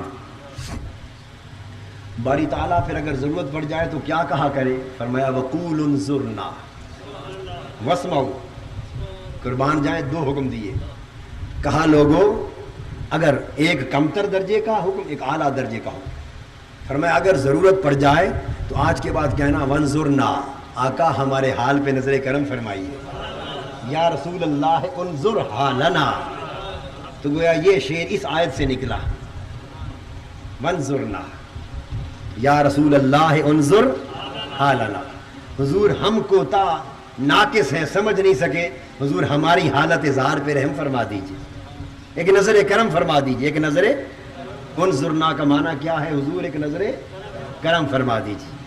یہ تجویز کیا اللہ پاک نے کہ اس کی بجائے یہ کہا کرو، یہ ہے ادنا درجے کا حکم، اور ساتھ فرمایا کہ خبردار یہ نوبت ہی کیوں آئے، میرا محبوب گفتگو کر رہا ہو اور تم اس کی بات دھیان سے نہ سنو اور دہرانے کی نوبت آئے، خبردار، واسمعوا، سراپا کان بن کے بیٹھا کرو، سرتاپا گوش بن کے بیٹھا کرو، ہر بات بھول جایا کرو، یہ نوبت ہی کیوں آئے کہ میرا محبوب بولے اور کوئی لفظ تمہارے کانوں سے گزر جائے، سارا جسم تمہارا کان بن جائے، سراپا گوش، ہمتن گوش بن کے بیٹھو، تاکہ میرے محبوب کو بات دہرانے کی تکلیف ہی نہ ہو۔ قربان جائیں، یہ اس کی عنایت، میرے محبوب کو دہرانے کی تکلیف ہی نہ ہو، وہ محبوب کا لحاظ رکھتا ہے، سبحان اللہ، اور محبوب اپنی امت کا لحاظ رکھتا ہے، وہ محبوب کا خیال فرماتا ہے، خبسمعوا، سراپس ہمتن گوش بن کے بیٹھو، یہ نوبت ہی نہ آئے کہ تم عرض کرو حضور دوبارہ دہراؤ بات، پہلی بار ہی سن لیا کرو، یہ اس کا حکم ہے۔ اور آقا کا عمل کیا کہ میرے امتیوں کو یہ کہنے کی ضرورت بھی نہ پڑے، جو فرماتے خود 3 بار دہرا دیتے، خود 3 بار دہرا دیتے، تاکہ ان کا ادب بھی قائم رہے، رب کا حکم بھی قائم رہے۔ اور اس کے بعد کیا فرمایا، وَلِلْكَافِرِينَ عَذَابٌ علیم، حکم دیا کہ ایمان والو ایسا مت کہو، اگر ضرورت پڑے تو یوں کہو حضور ہم پہ نظر کرم فرمائیے، اور خبردار تم سے تو توقع یہ ہے کہ جب حضور کی بارگاہ میں بیٹھو ہمتن گوش ہو کے بیٹھو، ہر چیز سنو، دھیان سے سنو، ہر سمت سے کان بند کر لو اور سارا جسم حضور کی طرف لگ جائے، جسم و روح حضور کی طرف لگ جائے۔ وَلِلْكَافِرِينَ عَذَابٌ عَلِيمٌ۔ اب یہاں دیکھیے اہل علم موجود ہیں، اب تک ساری بات خطاب کے انداز میں تھی، اے ایمان والو رائنا نہ کہا کرو بلکہ انظرنا کہا کرو، اور ہمتن گوش ہو کے بیٹھا کرو۔ خطاب ہو رہا ہے نا جی، خطاب کا انداز تھا۔ وَلِلْكَافِرِينَ عَذَابٌ عَلِيمٌ، یہاں غیبوبت آ گیا، یہ انداز اللہ پاک نے خطاب کا بدل دیا۔ پہلے ایمان والوں کو اللہ مخاطب تھا، یہ بات قابل توجہ، اللہ ایمان والوں سے مخاطب تھا اور انہیں خطاب کر کے فرما رہا تھا کہ میرے محبوب کو ایسا نہ بلایا کرو، ایسے بلایا کرو اور اس طرح بیٹھا کرو۔ براہ راست ان سے خطاب فرما رہا تھا اللہ جل مجدہ۔ اور یہ اس وقت تک کی بات تھی جب گستاخی سے روکا جا رہا تھا، گستاخی کے شائبے پر مبنی الفاظ کے استعمال سے روکا جا رہا تھا، تو خطاب سے روکا جا رہا تھا کہ ایمان والو ایسا نہ کرو بلکہ ایسا کرو۔ وَلِلْكَافِرِينَ، اور اگر تم نے میری بات نہ مانی اور اب بھی وہ کلمہ زبان سے ادا کرتے رہے جس میں گستاخی کا امکان ہے، تو سنو پھر تم ایمان والے نہیں رہو گے، کافرین میں سے ہو جاؤ۔ انداز فوراً بدلنے کی حکمت یہ کہ جب تک میری منع پر عمل ہوتا رہے گا ایمان والے کہلاؤ گے، اور جب بے ادبی کرو گے منع کے باوجود اور گستاخانہ الفاظ استعمال کرو گے تو تمہارا شمار اب کفار میں ہوگا، اب اہل ایمان میں۔ اور وہ کفار جو بوجہ گستاخی رسول کافر ہوئے ہیں، گستاخ رسول بن کے جو کافر ہوئے، اب کافر ہو جاؤ گے۔ اب ان سے خطاب نہیں کیا، غیبوبت میں بیان کیا تاکہ پتہ چل جائے کہ میری غیرت کا یہ عالم ہے کہ جب تک میرے محبوب سے ادب کرتے رہو میں تم سے بات کر لیتا ہوں، اگر گستاخ بن جاؤ تو میں تمہیں منہ لگانے کا بھی خیال نہیں کرتا، تم سے بات بھی نہیں کرنا چاہتا۔ پہلے تم سے بات کر رہا تھا کہ یوں نہ کہا کرو، ایسے کہا کرو، ایسے بیٹھا کرو، مگر جو گستاخ ہو گئے اللہ نے انداز خطاب بدل لیا، غیبوبت میں بات کی۔ وَلِلْكَافِرِينَ عَذَابٌ عَلِيمٌ، میرے محبوب اب جو گستاخ ہو گئے میں ان بدبختوں سے بات نہیں کرنا چاہتا، منہ پھیر کر فرمایا ان کافروں سے بتا دو کہ دردناک عذاب میں ڈالا جائے گا۔ براہ راست ان سے بات کرنا بھی گوارا نہیں کیا۔ خطاب سے غیبوبت کی طرف بدل جانا انداز کلام اس امر کا اشارہ ہے کہ غیرت الہیہ کا حال کیا ہے، کہ جو گستاخ ہو جاتا ہے رب اس کی طرف سے منہ پھیر کر اس سے براہ راست گفتگو بھی نہیں فرماتا، اپنا حکم دینے کے لیے بھی خطاب نہیں کرتا، غیبوبت کے انداز میں بات کرتا ہے۔ اور یہ قرآن مجید کا اسلوب ہے، یہ قرآن مجید کا اسلوب ہے۔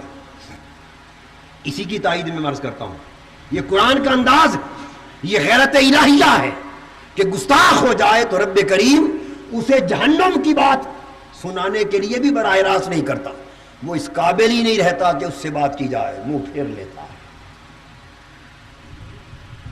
دیکھیے قرآن مجید کو پڑھیے، قرآن مجید نے بہت مقامات پر اللہ تبارک و تعالیٰ کو، کبھی آپ نے سارا قرآن پڑھا، آپ تصور کر سکتے ہیں کہ اللہ کسی کو گالی دے گا؟ بولیے بے سچی بات کیجئے، وہ خدا جو جگہ جگہ حسن خلق کی تعلیم دینے والا ہے، مسلمانوں کو آداب سکھا رہا ہے، اور حضور کی شان انک لعلی خلق عظیم بیان فرما رہا ہے، اور گالیاں دینے والوں کو اللہ پاک قرآن مجید کے ذریعے برا قرار دے رہا ہے۔ کیا اس رب سے آپ توقع کر سکتے ہیں کسی کو گالی دے گا؟ بولیے، فیصلہ کر لیجئے، دیتا ہے؟ نہیں نا۔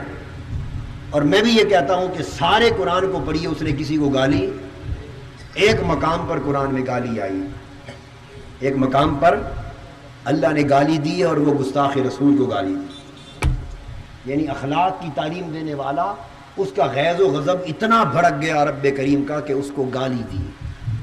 جس شخص نے حضور کا اسم پاک مذمم کر کے لیا اور آقا دو جہاں صلی اللہ تعالی علیہ وسلم کی بارگاہ میں گستاخی کی، تو اللہ پاک غضب الہی بھڑک اٹھا، اور غضب الہی جو بھڑکا تو اس کا عتاب آیا اس پر عذاب لانے کے لیے مواخذہ کیا اور اس کے 9 خواص رذائل گنے. کتنے گنے؟ اس کی 9 بری خصلتوں کو اللہ پاک نے گنا. کتنی خصلتوں کو؟ 9. مثلا یہ کہ یہ کثرت سے جھوٹی قسمیں کھانے والا ہے، یہ کہ یہ چغل خور ہے، یہ کہ یہ بدبخت ہے، چغلی کرنے والا ہے، یہ کہ یہ برائی اچھائی سے روکنے والا ہے، خیر سے روکنے والا ہے، برائی کی طرف لے جانے والا ہے. بہت ساری بد اخلاق ہے، بہت سارے اس کے برے خصائل 8 کی تعداد میں بیان کر کے، مگر غضب الہی کی جس طرح تسکین نہیں ہوتی، چونکہ گستاخ ہے نا رسول کا، تو اس کو آخر میں فرمایا اُتُلِّمْ بَعْدَ ذَلِكَ زَنِيمٌ. محبوب یہ فلاں ہے، یہ جس نے گستاخی کی ہے میرے محبوب کی، یہ فلاں ہے، یہ فلاں ہے، یہ فلاں ہے، یہ فلاں ہے. غضب بڑھتا گیا، بڑھتا گیا، بڑھتا گیا. نوبت یہاں تک پہنچی، فرمایا محبوب جس نے تیری گستاخی کی ہے یہ نطفہ حرام. وَتُلِّمْ بَعْدَ ذَلِكَ زَنِيمٌ. محبوب جس نے تیری گستاخی کی ہے یہ حرام زادہ. امام اسماعیل حقی رحمۃ اللہ علیہ نے تفسیر روح البیان میں تفسیر یہی معنی لکھا ہے، حرام زادہ کے لفظ لکھے تفسیر روح البیان میں. زنیم کا فرمایا ولد الزنا وبالفارسیت حرام زادہ. یہ روح البیان کے الفاظ ہیں کہ میرے محبوب جس نے تیری گستاخی کی ہے یہ حلالی نہیں ہو سکتا، یہ حرام کا نطفہ، یہ حرامی، حرام زادہ ہے. یہ کون کہہ رہا ہے؟ بولیے، اللہ پاک، قرآن کہہ رہا ہے. اب جب اللہ ایک بات کہہ دے اور قرآن کہہ دے، آپ اسے بد اخلاقی کہہ سکتے؟ جو اب اس بات پر بد اخلاقی کا الزام لگائے وہ تو خود کافر ہو گیا کہ اللہ کا کلام. امام قرطبی، تفسیر قرطبی اٹھا کے دیکھی، زنیم کا یہی معنی بیان کیا. اُتُلِّمْ بَعْدَ ذَلِكَ زَنِيمٌ کہ وہ حرام زادہ محبوب جس نے تیری گستاخی کی، وہ نطفہ حرام ہے، ولد الزنا ہے. اٹھا کے دیکھیے تفسیر قرطبی کے علاوہ روح البیان شیخ اسماعیل حقی کی، اور دور جدید کے مفسرین میں سے دلچسپ حوالہ دے رہا ہوں، الشیخ محمد علی الصابونی. شیخ محمد علی الصابونی جو مکہ میں عبدالعزیز یونیورسٹی کے امام تفسیر ہیں، مکہ کی عبدالعزیز یونیورسٹی میں جو شیخ التفسیر ہیں اور جو اس شعبے کے سربراہ ہیں، شیخ محمد علی الصابونی، اور اصول تفسیر اور فن تفسیر پر اپنے وقت کے امام مانے جاتے ہیں، اس وقت بھی زندہ ہیں. ان کی تفسیر ہے صفوۃ التفاسیر. کیا؟ صفوۃ التفاسیر. یہ وہ تفسیر ہے کہ سعودی عرب کی حکومت اس کو اپنے خرچے پر چھاپ چھاپ کر حاجیوں کو مفت دیتی ہے. سعودی حکومت آج بھی صفوۃ التفاسیر اپنے خرچے سے چھاپ کر محکمہ اوقاف کے ذریعے اہل علم حاجیوں کو جو رابطہ رکھے اس دفتر سے ان کو فری دیتی ہے. اور میں صفوۃ التفاسیر خود محکمہ حج و اوقاف مدینہ طیبہ سے سرکاری دفتر سے یہ لے کے آیا تھا. اس تفسیر کے اندر شیخ محمد علی صابونی وہ بھی زنیم کا یہی معنی بیان کرتے ہیں کہ چونکہ حضور کا گستاخ تھا اللہ نے اسے حرام زادہ قرار دیا، ولد الزنا قرار دیا. خطاب نہیں کیا جواب سامنے، غیبوبت کے انداز میں کہا وہ ایسا ہے، وہ ایسا ہے، وہ ایسا ہے، حتیٰ کہ فرما دیا وہ حرام کا نطفہ ہے. اب واقعہ کیا؟ امام قرطبی فرماتے ہیں کہ جب اس شخص نے یہ ساری باتیں سنی، وہ ولید بن مغیرہ، جب اس نے ساری باتیں سنی تو وہ بھاگ کے گھر گیا. اس نے تلوار نکال لی، تلوار، اور اپنی والدہ سے کہنے لگا ماں یہ تلوار دیکھ، آج سچ سچ میرے ایک سوال کا جواب دے دے. اب ہے کافر، مسلمان نہیں ہے، ہے گستاخ، مسلمان نہیں ہے، بدبخت ہے، نیک بخت نہیں ہے، مگر ساری بدبختیوں کے باوجود یہ عقیدہ اس کا بھی ہے کہ جو بات مصطفیٰ کی زبان سے نکل گئی غلط نہیں ہو سکتی. کہتا ہے ماں آج سچ سچ جواب دے. اس نے پوچھا بیٹا پوچھ. کہتا ہے آج مسلمانوں کے نبی نے میری 9 خصلتیں بیان کی، 8 وہ ہیں جنہیں میں جانتا ہوں، ان کا فیصلہ میں خود کر سکتا ہوں، ان کا تعلق میری اپنی سیرت اور کردار اور شخصیت کے ساتھ، آٹھوں کی آٹھوں درست ہیں۔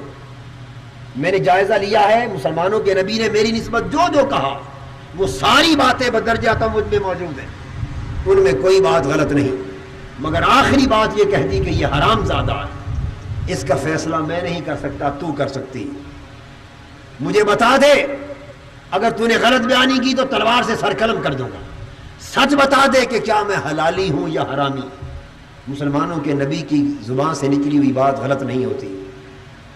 اس کی ماں بول اٹھی، ولید باپ تو تمہارا وہی ہے جس نام سے معروف ہو، مگر اس کے اندر ایسی جسمانی صلاحیت نہ تھی کہ میں اس سے اولاد لے سکوں، اس سے اولاد ممکن نہ تھی کہ پیدا ہو، سو تجھے میں نے حرام طریقے پر ایک چرواہے سے لیا، بدکاری کر کے چرواہے سے لیا۔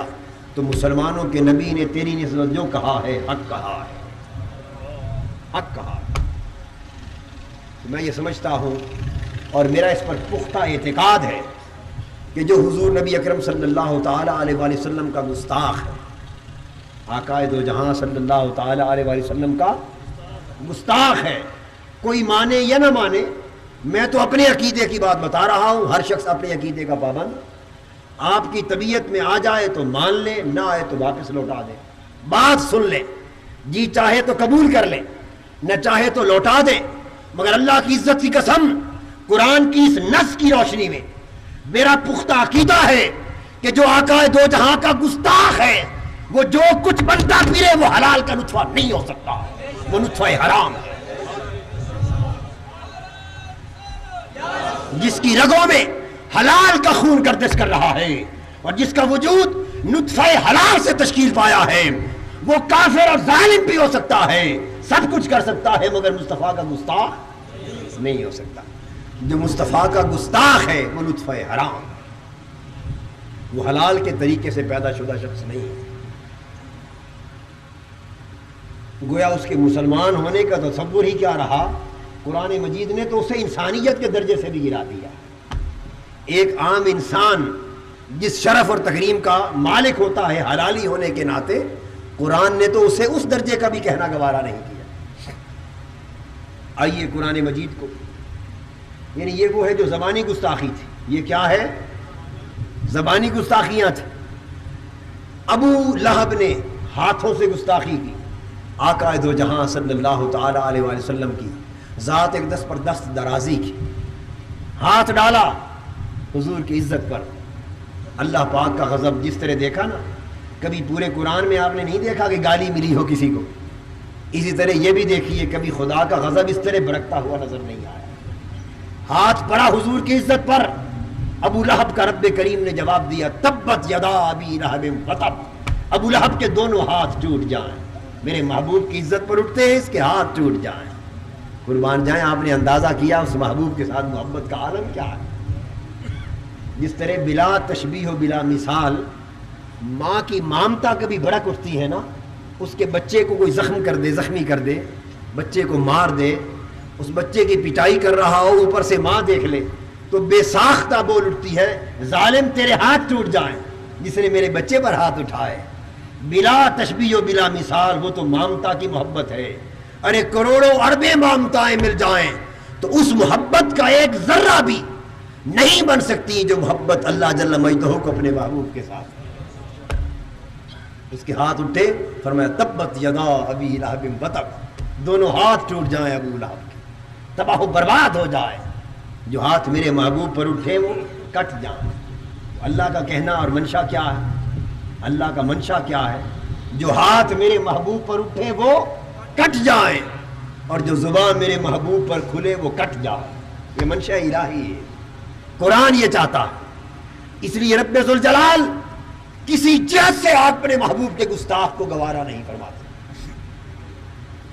قرآن مجید نے کہا ان الذین یؤذون اللہ ورسولہ لعنہم اللہ فی الدنیا والآخرہ وأعد لہم عذابا مہینا، کہ جو لوگ اللہ اور اس کے رسول کو اذیت دیتے ہیں، تکلیف دیتے ہیں، اللہ کی طرف سے ان پر دنیا میں بھی لعنت ہے، ان پر آخرت میں بھی لعنت ہے۔ اور دنیا و آخرت کی لعنت کے بعد پھر فرمایا ان پر آخرت کے لیے ایک عجیب اہانت والا، ذلیل اور رسوا کر دینے والا عذاب تیار کر رکھا ہے۔ یہ تو ہے وہ لوگ جو گستاخان رسول ہیں۔ اللہ کو تو اذیت نہیں دی جا سکتی نا، اللہ تو اذیت سے پاک ہے۔ تو ائمہ کہتے ہیں کہ حضور کو اذیت دینا ہی اللہ کو اذیت دینا ہے، حضور کو تکلیف دینا ہی اللہ کو تکلیف دینا ہے، اور حضور کی گستاخی کرنا حقیقت میں اللہ کی گستاخی کرنا۔ فرمایا جو میرے محبوب سے گستاخی کے ساتھ پیش آنے والے ہیں، میرے محبوب کو رنج دینے والے، ان پر میری طرف سے دنیا میں بھی لعنت، آخرت میں بھی لعنت، اور پھر لعنتوں کے علاوہ انتہائی ذلیل کر دینے والا عذاب۔ اور دوسری جگہ اسی کے ساتھ فرمایا والذین یؤذون المؤمنین والمؤمنات، جو اہل ایمان مردوں اور عورتوں کو اذیت دیتے بغیر مکتسبو، بغیر اس کے کہ وہ انہوں نے اکتساب کیا، اس کے حقدار ٹھہرے، فقد احتملوا بہتانا واسما مبینا۔ تو دیکھیے ذرا فرق، جو میرے محبوب کو تکلیف دے اس پر لعنت اور ذلیل کر دینے والا عذاب، اور جو اہل ایمان کو اذیت دے فرمایا اس نے بہت بڑی تہمت لگائی اور بہت بڑا گناہ کیا۔ ذرا دیکھیے نا غضب کے دونوں درجوں کا فرق دیکھیے، پھر ہم سمجھیں، کس خیال سے سمجھیں کہ حضور کے ادب کو عام بڑوں کا سا ادب سمجھ لیں اور حضور کی بے ادبی کو عام بڑوں کی سی بے ادبی سمجھ لیں۔ نہ، اللہ پاک فرق ایک ہی آیت میں فرق فرما رہا ہے، اپنے محبوب کا ذکر اپنے کھاتے میں ڈالا اور ایمان والے مردوں اور عورتوں کا ذکر دوسرے کھاتے میں کیا۔ اللہ کی تقسیم ہے، فرمایا محبوب تو میرے کھاتے میں ہے، باقی سب ایمان والے دوسرے کھاتے میں۔ تیرا اور میرا معاملہ ایک، تجھ سے اور مجھ سے برتاؤ ایک۔ ان الذین، پڑھیے قرآن اور سمجھیے، ہم قرآن کے درس تو بڑے دیتے ہیں، قرآن کے مفکر بھی بڑے بنتے ہیں اور قرآن بھی بڑا کرتے ہیں، مگر کاش قرآن سمجھ بھی آ جائے۔ اگر قرآن کی سمجھ آ جائے تو صاحب قرآن کے مقام و مرتبہ کی بھی معرفت نصیب ہو۔ فرمایا ان الذین یؤذون اللہ ورسولہ، جو اللہ اور اللہ کے رسول کو پریشان کریں، تنگ کریں، اذیت دیں، رنجیدہ کریں، تو محبوب کو کس کھاتے میں رکھا؟ بولیے، آپ کہتے ہیں رسول کو خدا سے ملا دیتے، الزام ہے نا؟ بولیے بھائی، رسول کو خدا سے کون ملا دیتے ہیں؟ اور یہاں کون ملا رہا ہے؟ بولیے، اللہ ملا رہا۔ اگر آپ سے ہو سکے تو جدا کر دیں، ہمیں تو کوئی اعتراض نہیں، اگر ہو سکے تو قرآن ہے اور اللہ ملا رہا ہے، جدا کر دیں۔ ان الذین یؤذون اللہ ورسولہ، ائمہ تفسیر کہتے ہیں کہ اس قسم کی جتنی آیتیں آتی ہیں یہ واو عاطفہ مشرکہ ہوتی ہیں، جیسے اطیعوا اللہ والرسول، واو عاطفہ مشرکہ ہوتی ہے، جو صرف اللہ اور اللہ کے رسول کے درمیان جائز ہے، باقی ہر ایک کے لیے ناجائز ہے۔ اللہ رسول کو واو عاطفہ مشرکہ سے جمع کیا جا سکتا ہے، ملایا جا سکتا ہے، بس خدا رسول کی دو ذاتوں کو چھوڑ کر کسی اور کو اللہ سے نہیں۔ یہ تو علم اور تحقیق کی بات ہے۔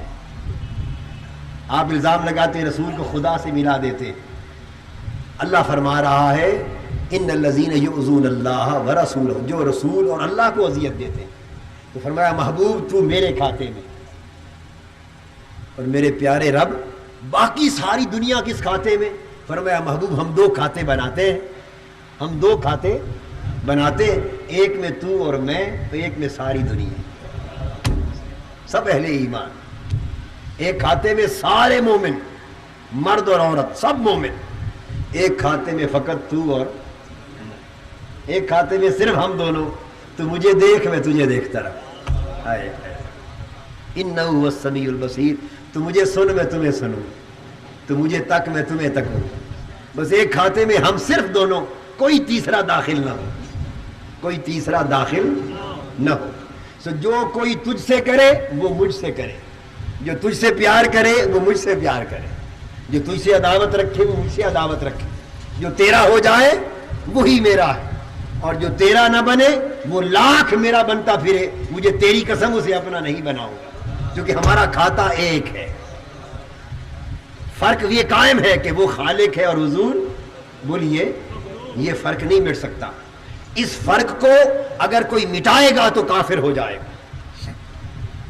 خالق اور مخلوق کے فرق کو اگر کوئی اللہ اور رسول کے درمیان خالق اور مخلوق کے فرق کو اگر کوئی مٹائے گا تو کافر ہو جائے. یہ ایک مسئلہ ہے نا.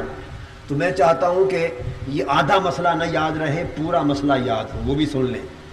جس طرح اللہ اور اس کے رسول کے درمیان خالق و مخلوق کا فرق حق ہے اور جو اسے مٹائے گا وہ کافر ہوگا, اسی طرح یہ بھی سن لیں کہ خالق اور مخلوق کے فرق کو چھوڑ کر جو کوئی اور فرق ڈالے گا وہ بھی کافر ہو جائے گا. خالق و مخلوق کے فرق کو چھوڑ کر جو کوئی اور فرق ڈالنے کی کوشش کرے گا اور حد بننے لگانا چاہے گا وہ بھی کافر ہو جائے گا. تو نہ خالق و مخلوق کا فرق مٹاؤ اور نہ اس فرق کے سوا کوئی اور فرق ڈالو. بس یہ عقیدہ رکھو, صرف یہ عقیدہ رکھو کہ تم ذات خدا سے نہ جدا ہو نہ خدا ہو. تم ذات خدا سے نہ جدا ہو نہ خدا ہو. اللہ ہی کو معلوم ہے کیا جانیے کیا. تو فرمایا محبوب تیرا اور میرا ایک کھاتا, جو ہمیں رنجیدہ کرے اس پر لعنت, ذلت والا عذاب. اور باری تعالیٰ جو باقی اہل ایمان کو رنجیدہ کرے, فرمایا جو باقیوں کو کرے وہ بہت بڑی تہمت لگانے والا اور بہت بڑا گناہ کرنے والا.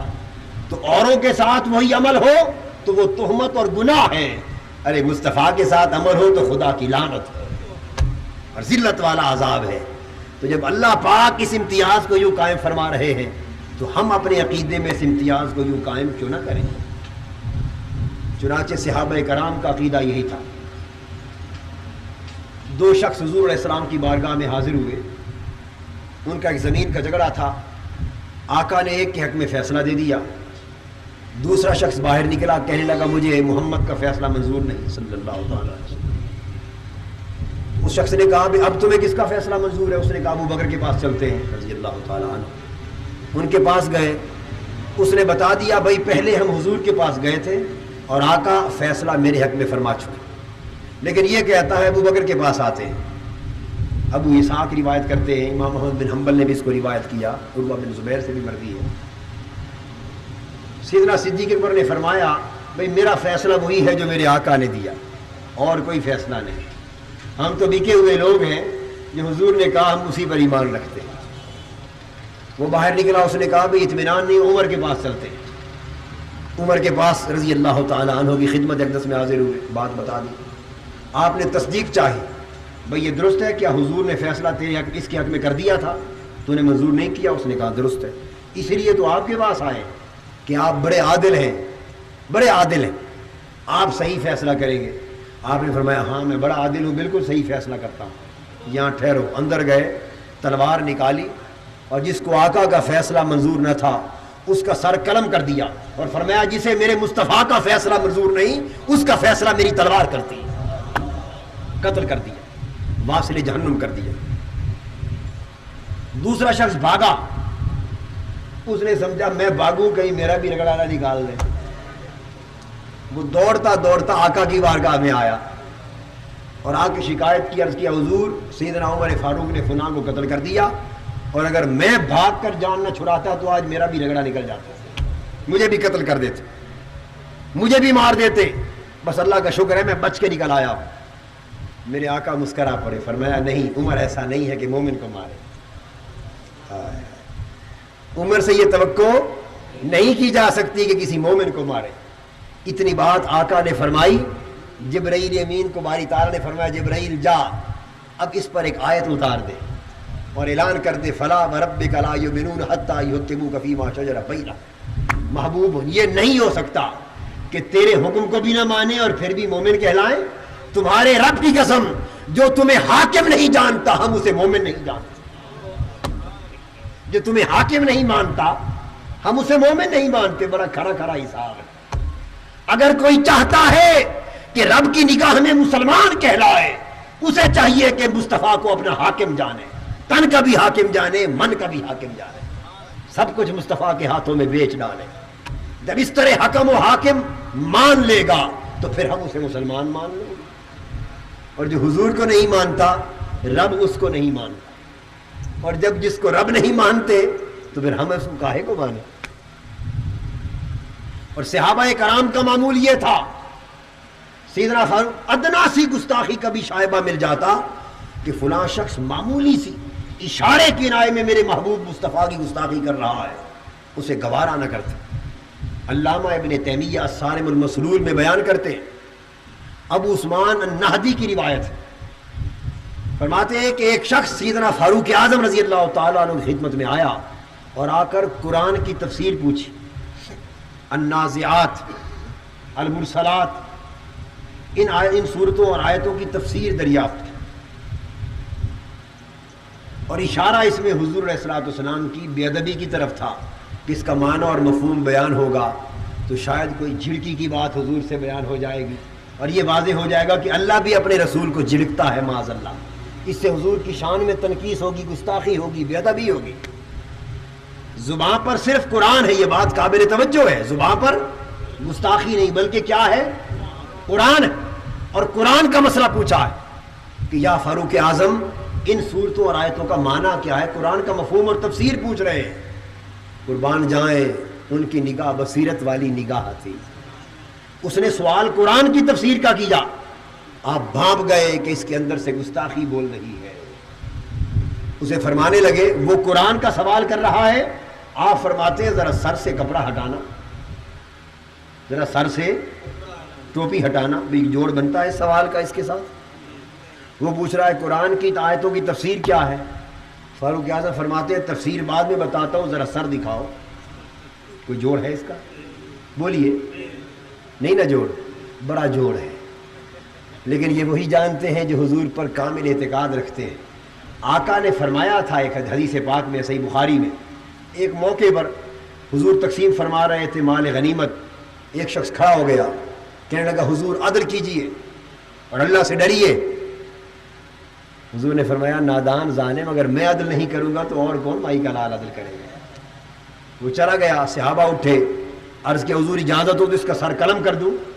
فرمایا جانے دو، اس کی پشت میں لوگ کہیں گے کلمہ گو کو مار دیا، ایک فتنہ پیدا ہو جائے گا، مگر سنو اس کی پشت میں سے ایک قوم اٹھے گی، آخری زمانے میں ایک قوم پیدا ہوگی۔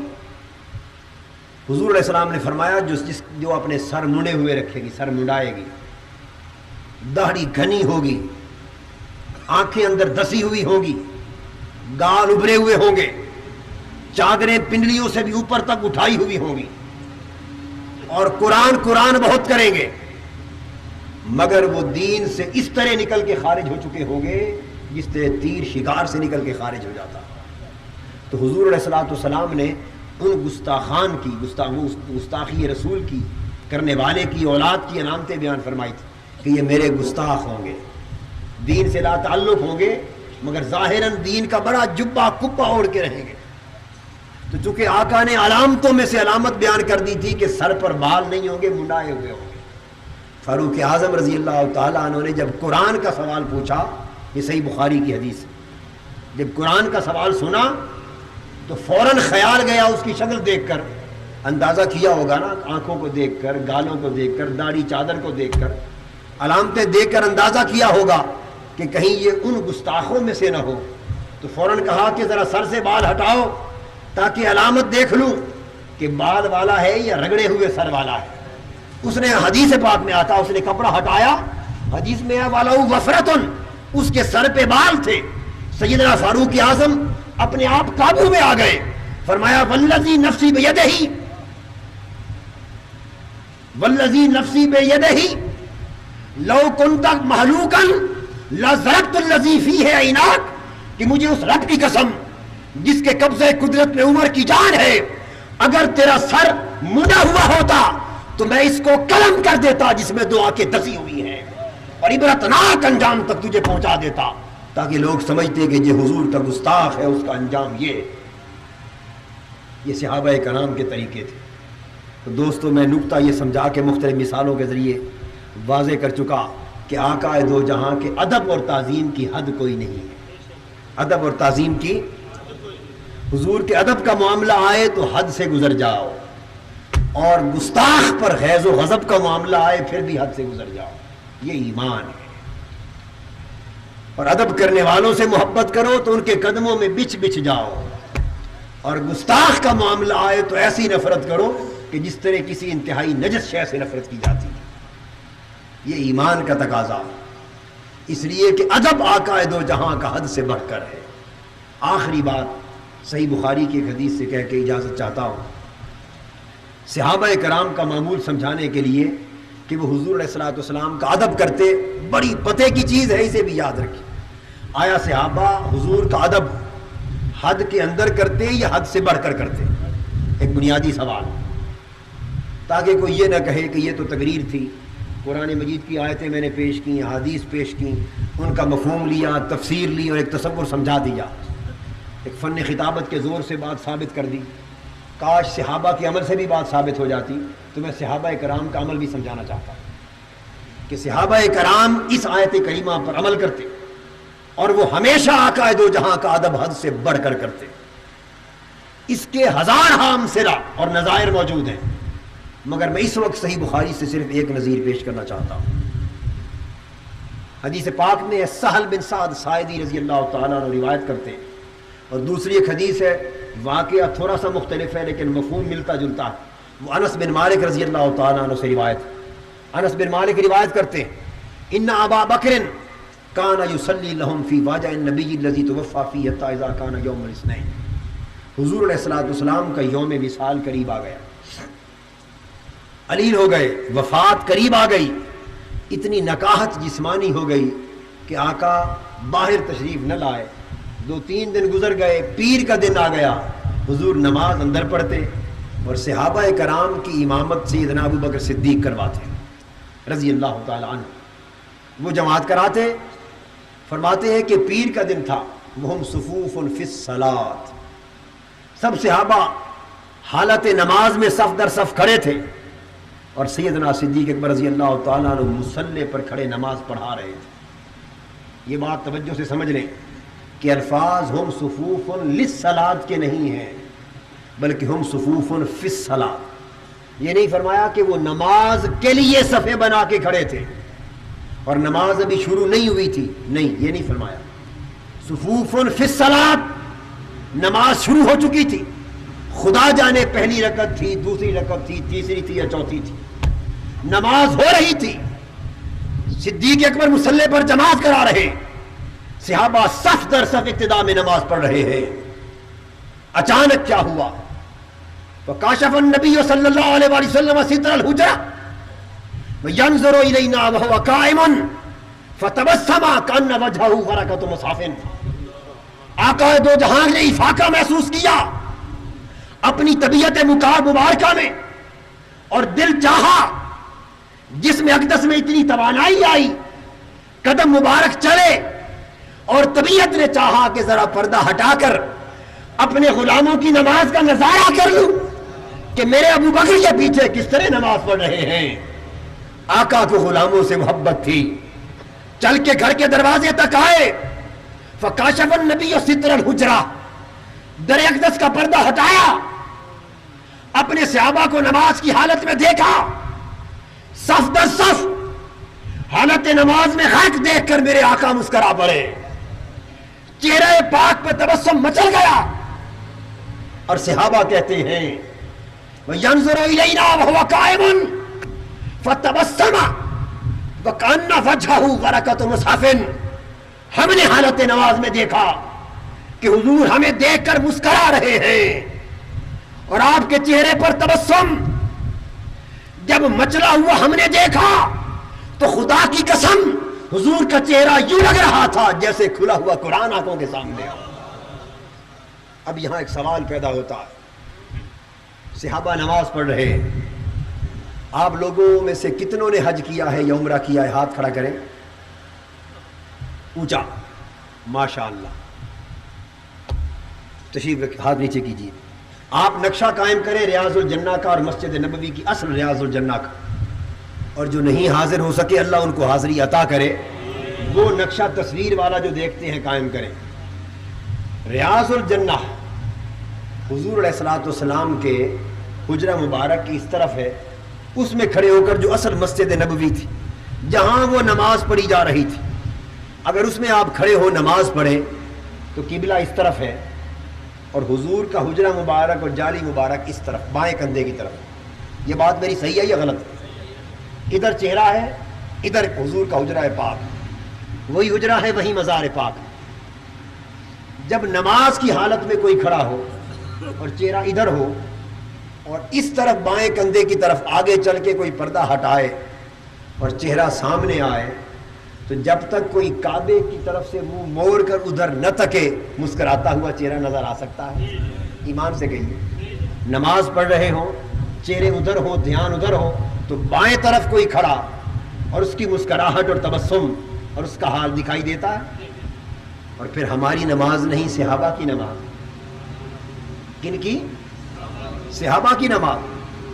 وہ صحابی جو گھر میں نماز پڑھ رہے ہیں، عبداللہ ابن عمر رضی اللہ تعالیٰ عنہ غالباً چارپائی پہ بچہ لیٹا ہوا ہے، کچی چھت ہے، ایک خاصا بڑا سانپ ناک کی مانند وہ اچانک چھت سے گرتا ہے اور بچے کو اپنی لپیٹ میں لے لیتا، بچہ چیخنا شروع کر دیتا، پورے گھر میں قیامت صغریٰ کورام بپا ہو جاتا، ایک شور مچ جاتا ہے، ساتھ مصلے پر باپ صحابی نماز پڑھ رہا ہے اور سلام تک نہیں پھیرتا، خبر تک نہیں ہوتی۔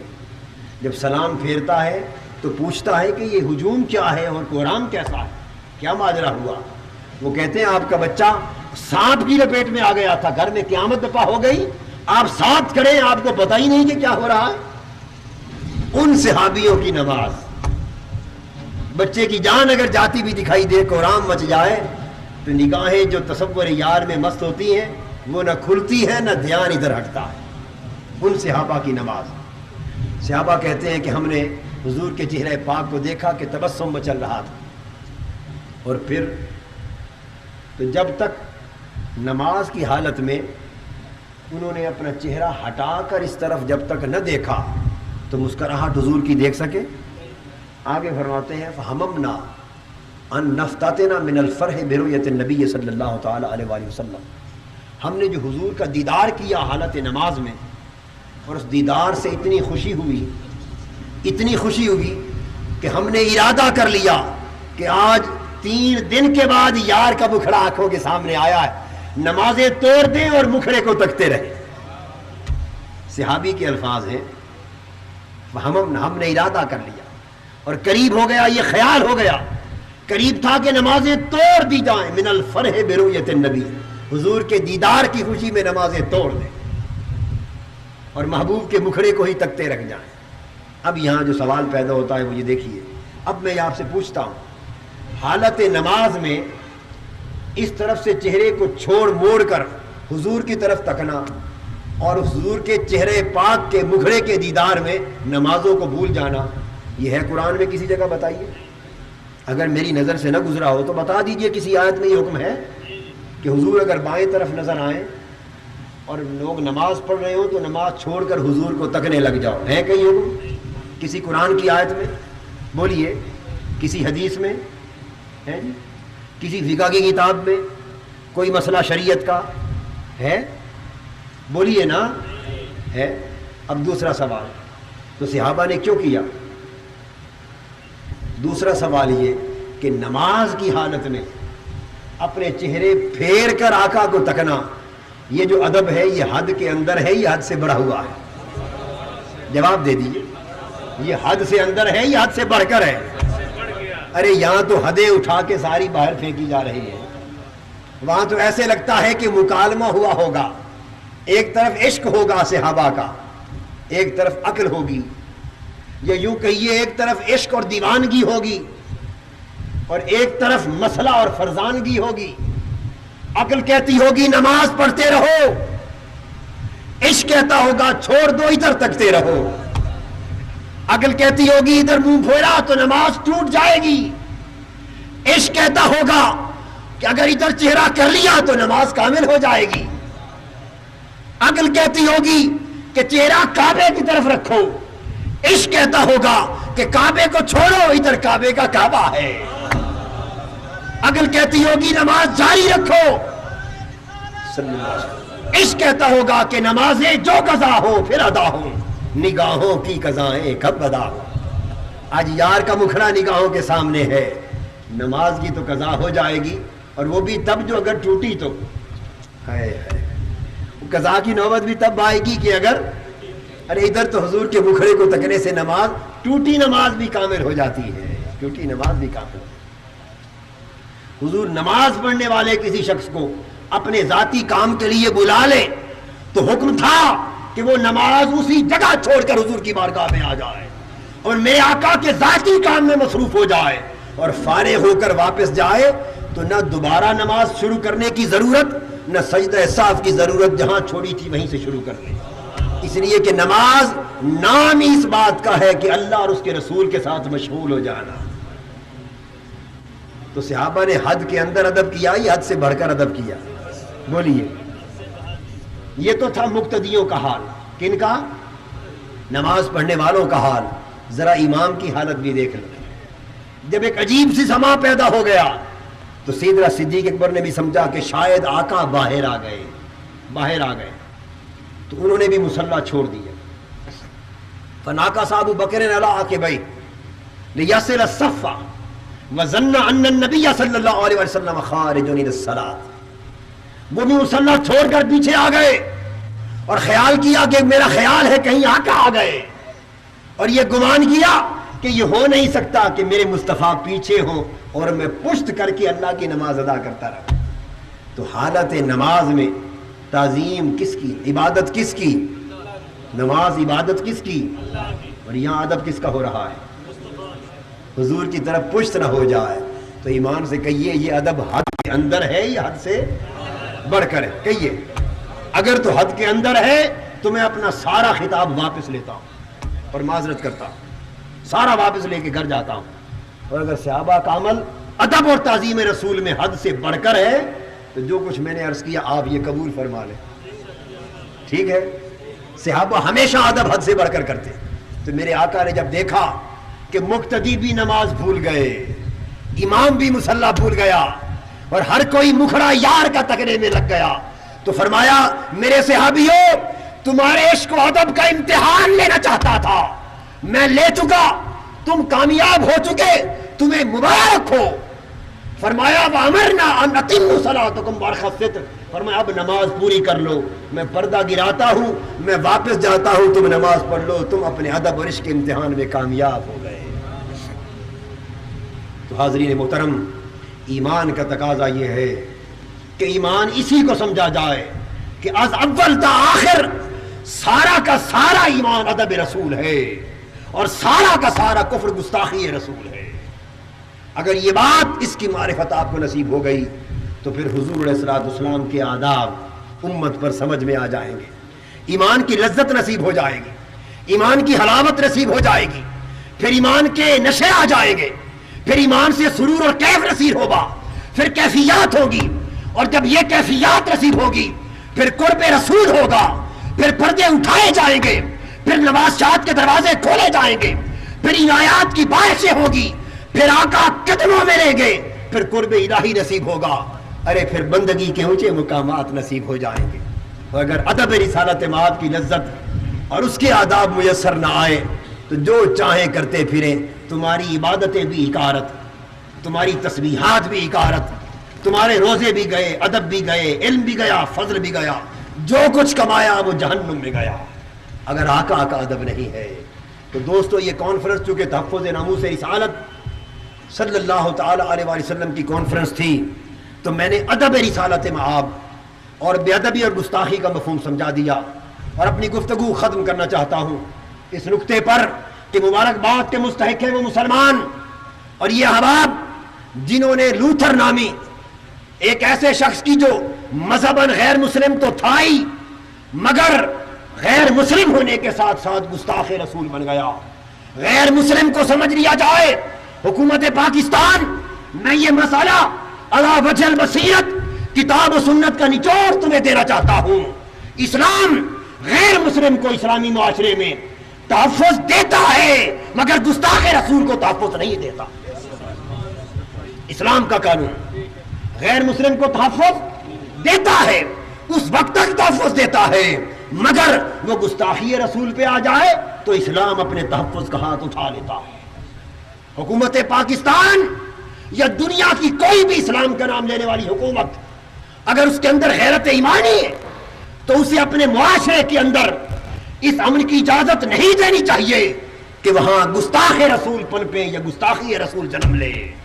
وہ معاشرہ کبھی اسلامی معاشرہ نہیں ہو سکتا. وہ سلطنت کبھی اسلامی سلطنت کہلانے کی حقدار نہیں ہو سکتی. وہ عدالتیں اسلامی عدالتیں قرار نہیں پا سکتی جس میں کسی قسم کا قانون کسی درجے کی بھی گستاخی رسول کو تحفظ عطا کرے. گستاخی رسول کو تحفظ ملے اور عدالت اسلامی کہلائے، یہ ہو نہیں سکتا. گستاخ رسول کو تحفظ ملے اور سلطنت اسلامی ریاست کہلائے، یہ ہو نہیں سکتا. راستے دو ہیں. اگر اسلام کی راہ پر چلنا ہے تو تعظیم و تکریم رسول اور عظمت و تقدس اور ناموس رسول، اس پر سب کچھ قربان کرنا ہوگا. اور اگر کفر کی راہ پر چلنا ہے تو پھر کفر اور گستاخی کو تحفظ دینا ہوگا.